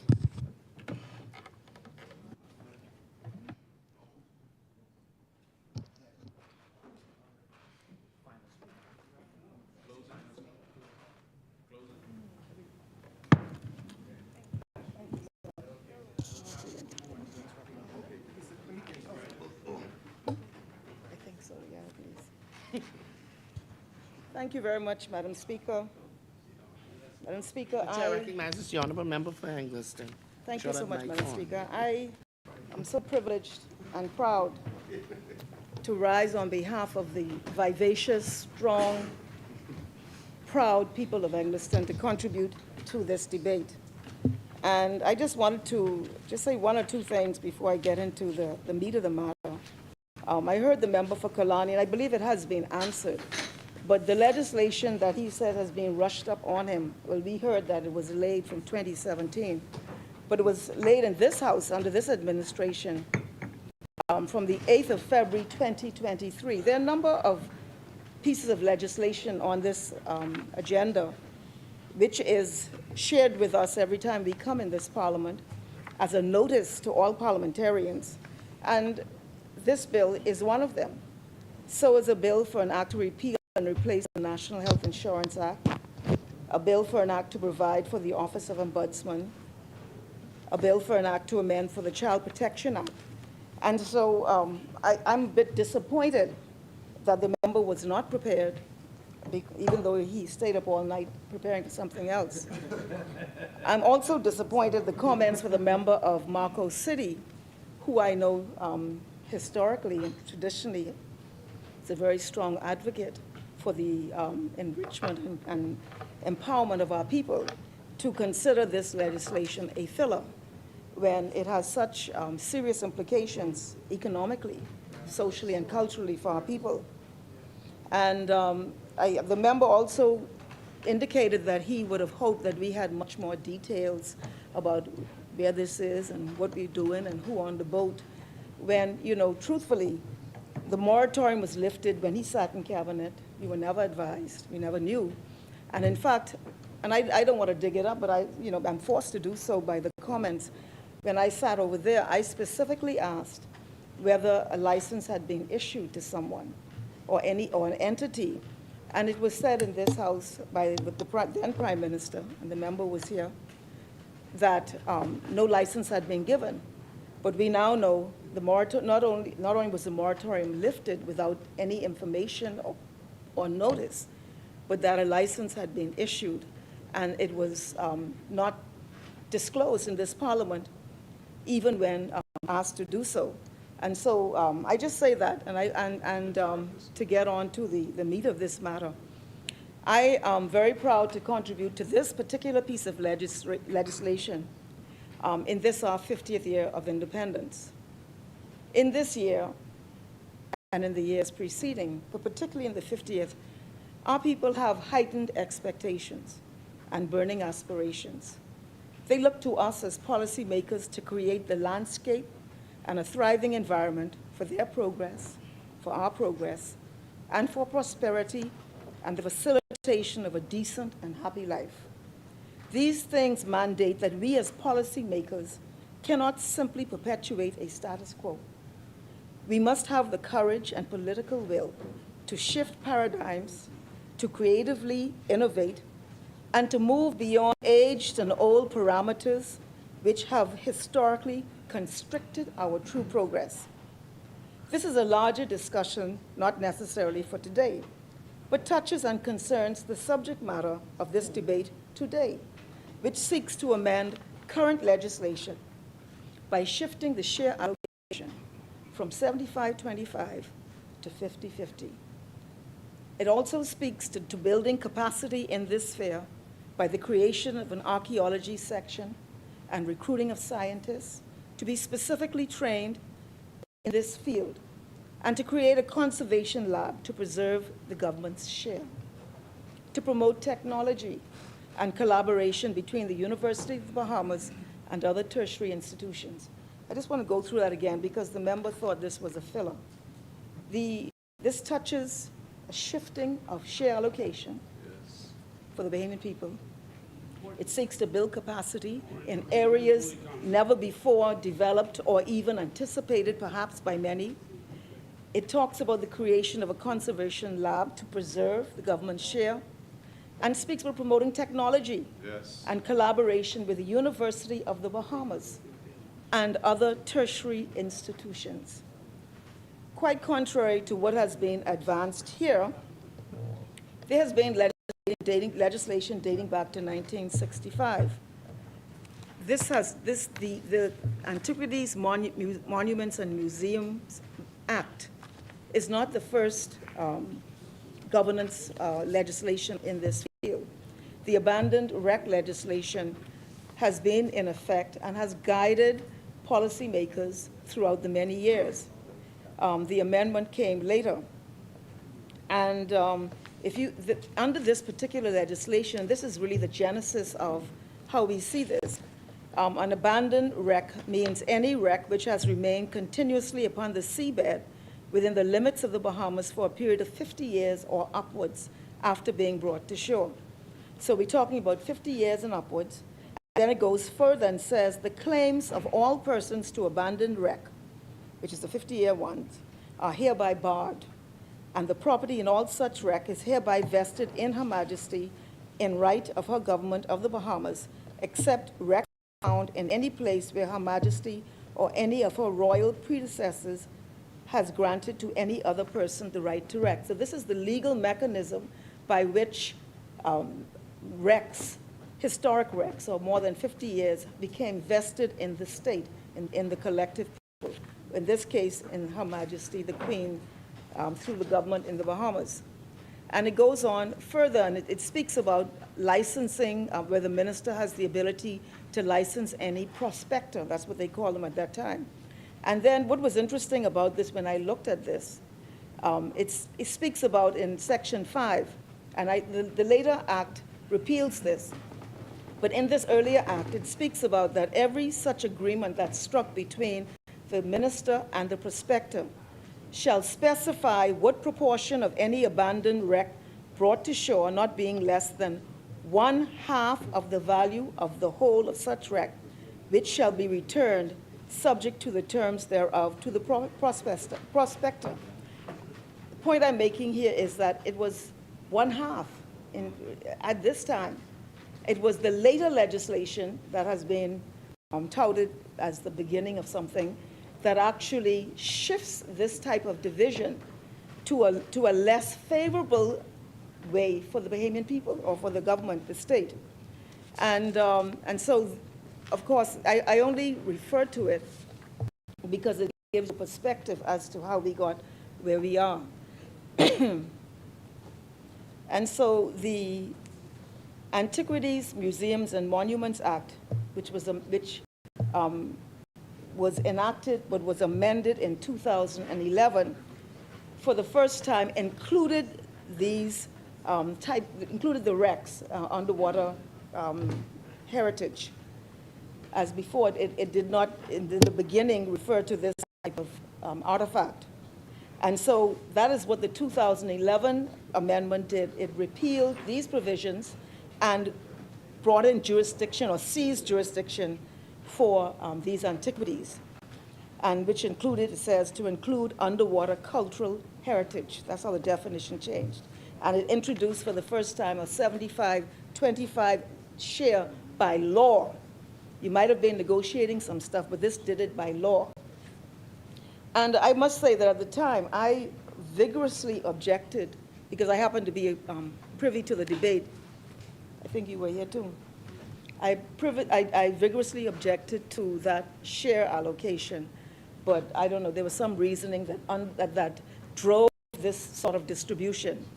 So the legislation today is an important advance. Yes. And it redresses the previous disproportionate arrangement. As leaders, and we all are in this place, we must know and believe in who we are, and to have full understanding and appreciation of what we have, and to know how mightily God has blessed us. Right. One such immense blessing is our marine resource. Yes. We have over 100,000 square miles of sea with diverse waters. And I'm reading from a maritime policy action plan, which was developed, and I happen to have been minister. But it describes the waters of our country, and it's so interesting.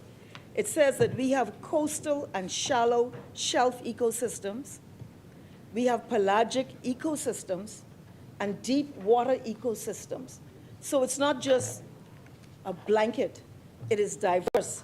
And within this diverse reality in our waters, in our marine resource, and I'm reading from this maritime policy, these ecosystems support a rich and unique range of habitats, including extensive coral reefs, seagrass beds, mangroves, and areas of wetland. The biodiversity of these zones includes a rich diversity of reef and pelagic fish, lobsters, conch, turtles, algae, resident and migratory birds.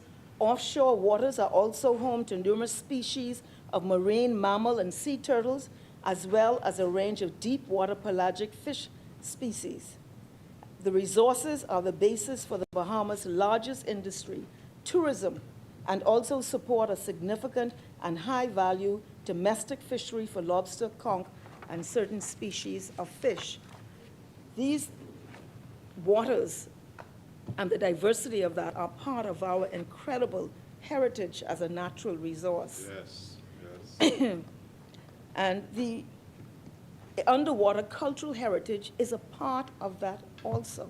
It's a part of this natural heritage that we are fortunately been able to grasp in our national development.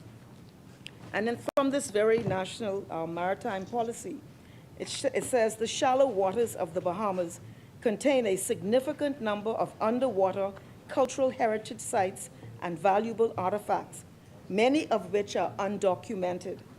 The uncontrolled exploration and excavation of marine archaeological sites, along with the removal of valuable artifacts, are a cause of concern, and measures are required to better protect our maritime cultural heritage. Yes. And they have here an action plan as to what could happen, and which includes enhancing the current legal framework and improving coordination among the various agencies.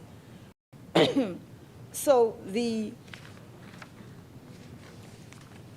what we are talking about, Madam Speaker, is not something that is a filler. It is part of the heritage that we have in our marine resource. It has incredible value on a number of levels. And this arrangement that is being, I trust, will be agreed to today, will begin to shift a balance in terms of the ownership of our people of these resources. I just want to speak a little bit about the difference in approach. UNESCO has a convention. It's the Convention on Underwater Cultural Heritage, and they actually do not recommend the route that we have taken. Their view is that these artifacts should remain, they call it in situ, where they remain, and that they should be the subject of research and education, but not for any sort of commercial or other gain. And we are not signatories to that, and many countries are not. I give this background to say that we have chosen a different route. And the route we have chosen is that we will cause for these items to be raised up, and through the arrangements with whoever the surveyor is, that the Bahamas will benefit in a material way, in some material way, from these assets. And that is why the framework for the management and use of these natural resources and national resources must be clarified and be made clear, so that we are able to understand how they are used for the collective good. Section 17 of the Principal Act, which we are amending, the Antiquities, Monuments, and Museum Act, speaks to, and this was anticipated when the legislation was first enacted. It speaks to the establishment of a museum to be known as the National Museum of the Bahamas. And this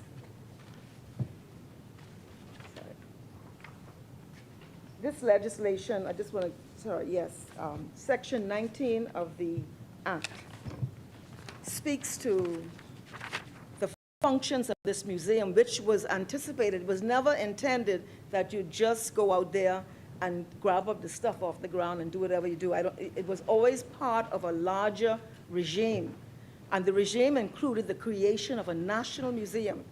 And the functions of this national museum shall be to establish, operate, and administer museums throughout the Bahamas, to provide for the presentation and study of sites and objects of historical, anthropological, archaeological, paleontological, and other scientific interests and matters ancillary thereto.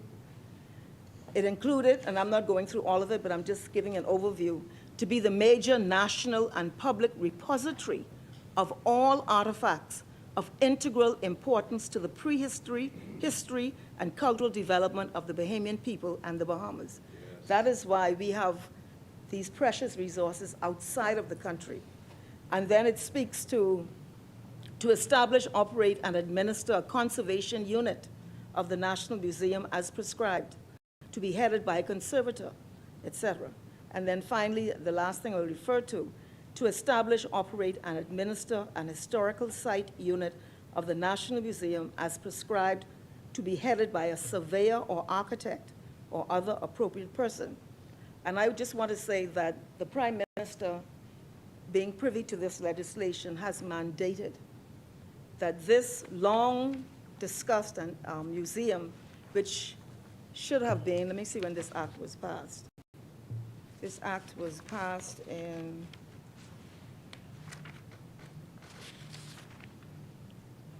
1999. But he has, in this 50th year of anniversary, mandated the creation of a national museum. Yes. And I wish to say that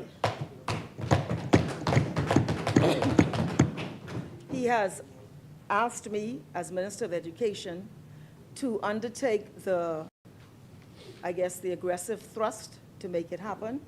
In our preliminary discussions, we have had meetings with UNESCO and a consultant in the region.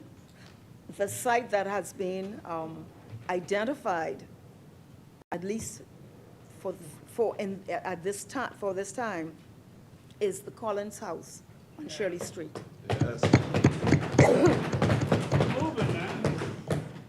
So we will be moving purposefully to make that happen. Sorry. The other thing I want to talk about is in our national, in the pursuit of this area, this endeavor, we have to ensure that there is enforcement, surveillance, strategic exploitation, and the Bahamas Defense Force must play a very critical role in this endeavor, and to avoid looting and other forms of malfeasance. In our National Maritime Plan, I just want to say why the policy was necessary and why a framework is necessary, why legislation is necessary to guide what we are doing here today, why the amendment is necessary.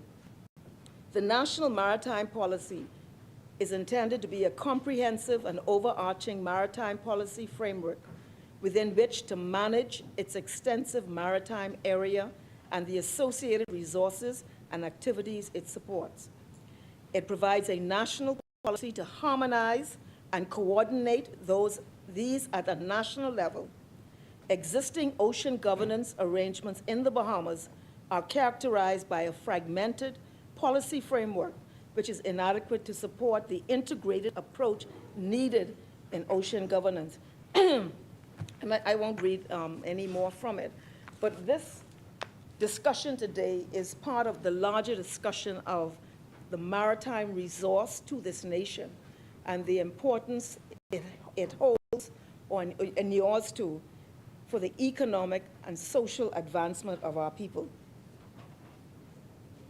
The other point I wanted to say in terms of the maritime sector and our ocean resource is that we, believe it or not, are still negotiating our boundaries with the United States of America. We last met with them in 2018, I think that was the last time. And it's still under negotiation to finalize the actual geographical, where there is overlap with another state. In Cuba, the one we concluded with Cuba in 2011, so those boundaries have been established. But this is another important component because the point that I'm making, Madam Speaker, is that the marine resource is valuable. It's valuable, and it must be understood, managed, and exploited in a way that is sustainable, but it must be done in a way that is equitable to the advancement of our people. And so the boundaries of our nation, it's the United Nations Convention on the Law of the Sea, is critical to us, and I would encourage everyone to follow closely these negotiations that have been going on for years and years. I want to really close by saying that we support these amendments. We do not think they're fillers. We think that they have substantive and substantial benefit to the people of this nation. The amendments in particular, 2B and 3, where they speak about any artifacts recovered by a licensee under a license to survey for, recover underwater cultural heritage shall be shared between the government and the licensee, with each to receive 50% of the total value measured by points. Bearing in mind, the previous arrangement is that the Bahamian people got 25% and the surveyor 75%. And the second thing is that and it also gives that notwithstanding that arrangement, the government still has the right, and I will read that they can retain artifacts which are important to the protection of the national patrimony, which may exceed the government's 50%. So we continue to protect that interest in certain years with the imbalance to be corrected by future divisions.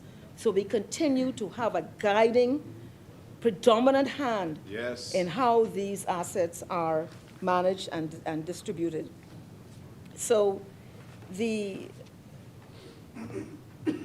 I think in summarizing this, I think this conversation is a very important one, and it's one that we believe that will ultimately inure to, I think the member for Marco City spoke about culture, our cultural advancement and growth. I think East Grand Bahama also spoke of the meaning of these things within the context of these oceans and waters and seas long before any of us were ever here, but part of the psychic experience of generations or ancestors, not our ancestors necessarily, but people long before we were ever here, or our ancestors were here. And I think that the fact that the legislation now creates a fairer distribution, but it has cause for this administration to bring a focus to the larger framework, which includes the National Museum, which will allow for all of those artifacts that are outside of this country to be repatriated back to the Bahamas as the ownership and patrimony of And so we say that we support this legislation, which provides for a fairer share of underwater cultural heritage in more defined terms, and the time for exploration and or recovery is managed in a more efficient way. We believe it's a step forward in fortifying our economic and cultural strength as a people, and it is propitious that it comes in this, our 50th year of independence. And I end by saying, finally, that it is critical that the use of this bounty engenders our cultural and economic standing as a nation. We must be wise in how we utilize. This is what is expected of us by the Bahamian people, and it is this which we must do. We support. Thank you, Madam Speaker.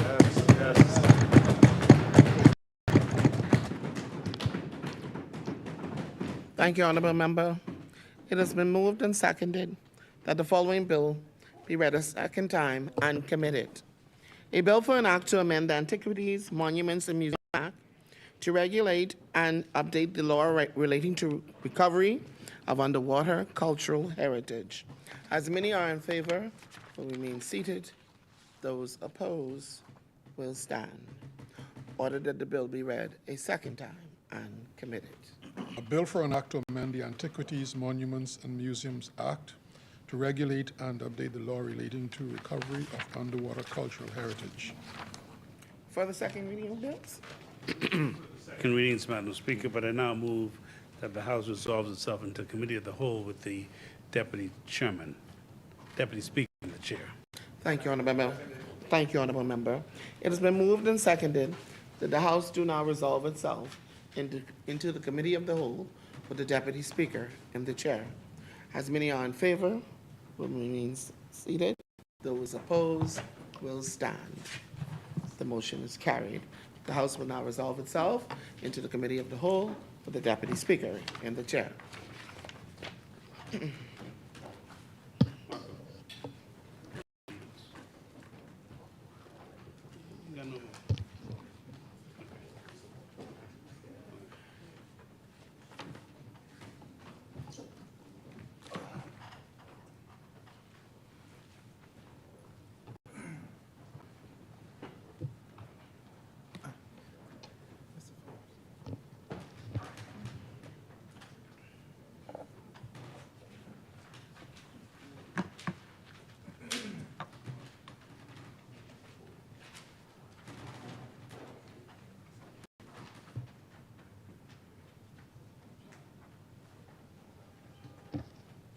Committee of the Whole. Mr. Chair, I now move that the long title of the Antiquities, Monuments, and Museum Amendment Bill 2023 be agreed. It has been moved and seconded that the long title of the bill be agreed. As many as are in favor will remain seated. Those opposed will stand. The long title of the bill is agreed. Mr. Deputy, I now move that the short title of the bill be agreed. Is there a seconder? Seconded. It has been moved and seconded that the short title of the bill be agreed. As many as are in favor will remain seated. Those opposed will stand. The motion is carried. The short title of the bill is agreed. Mr. Deputy, I now move that sections 2 and 3 of the bill be agreed. It has been moved and seconded that Section 2 and 3 of the bill be agreed. As many as are in favor will remain seated. Those opposed will stand. The motion is carried. Section 2 and 3 of the bill is agreed. Mr. Deputy, I now move that the bill in its entirety be agreed. It has been moved and seconded that the bill in its entirety be agreed. As many as are in favor will remain seated. Those opposed will stand. The motion is carried. The bill in its entirety is agreed.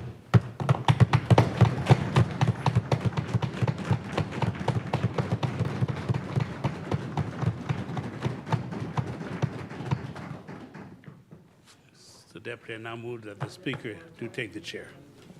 Is there a seconder? Second. It has been moved and seconded that the Speaker do now take the chair. As many as are in favor will remain seated. Those opposed will stand. The motion is carried. The Speaker will now take the chair. It's in the single bill. Sections 2 and 3.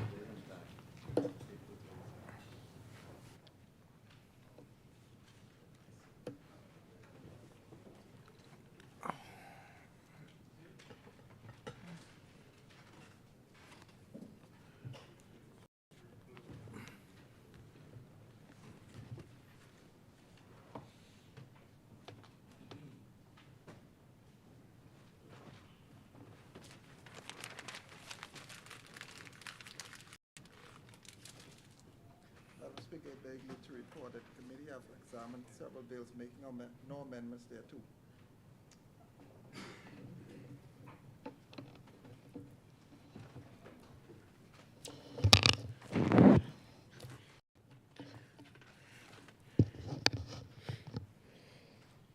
Honorable members, the Deputy Speaker and Chairman of the Committee of the Whole has reported that the committee has examined the bill having made no amendments thereto. Third reading and passing of bill.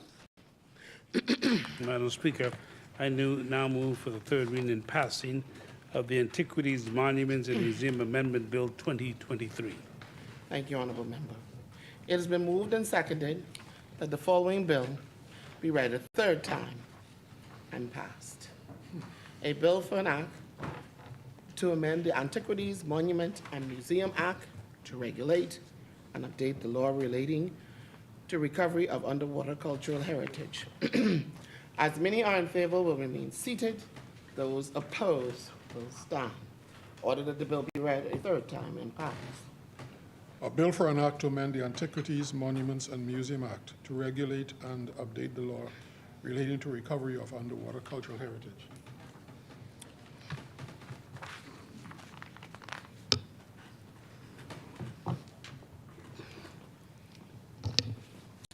Ordered that the bill do now pass and the title thereof declared to be Antiquities, Monument, and Museum Amendment Bill 2023. For the third reading,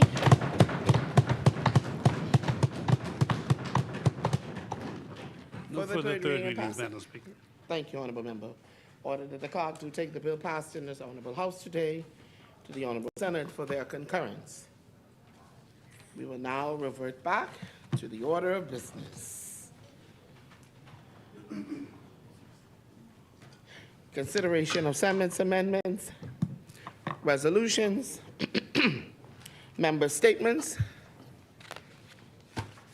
appointment of select committee, instructions to select committee, discharge of select committees, notices for future meetings. Madam Speaker, I'd like to renew our notices in the name of the government. Thank you, Honorable Member. Notices in the name of the opposition, Madam Speaker. Thank you, Honorable Member. Adjournment? Madam Speaker, I move for the adjournment to May 24th, 2023 at 10 a.m. Is there a seconder? Thank you, Honorable Member. It has been moved and seconded that the House do now adjourn to Wednesday, May 24th, 2023 at 10 a.m. As many are in favor, will remain seated. Those opposed will stand. The motion is carried. Final adjournment? Madam Speaker, I now move that the House stands adjourned to Wednesday, May 24th, 2023.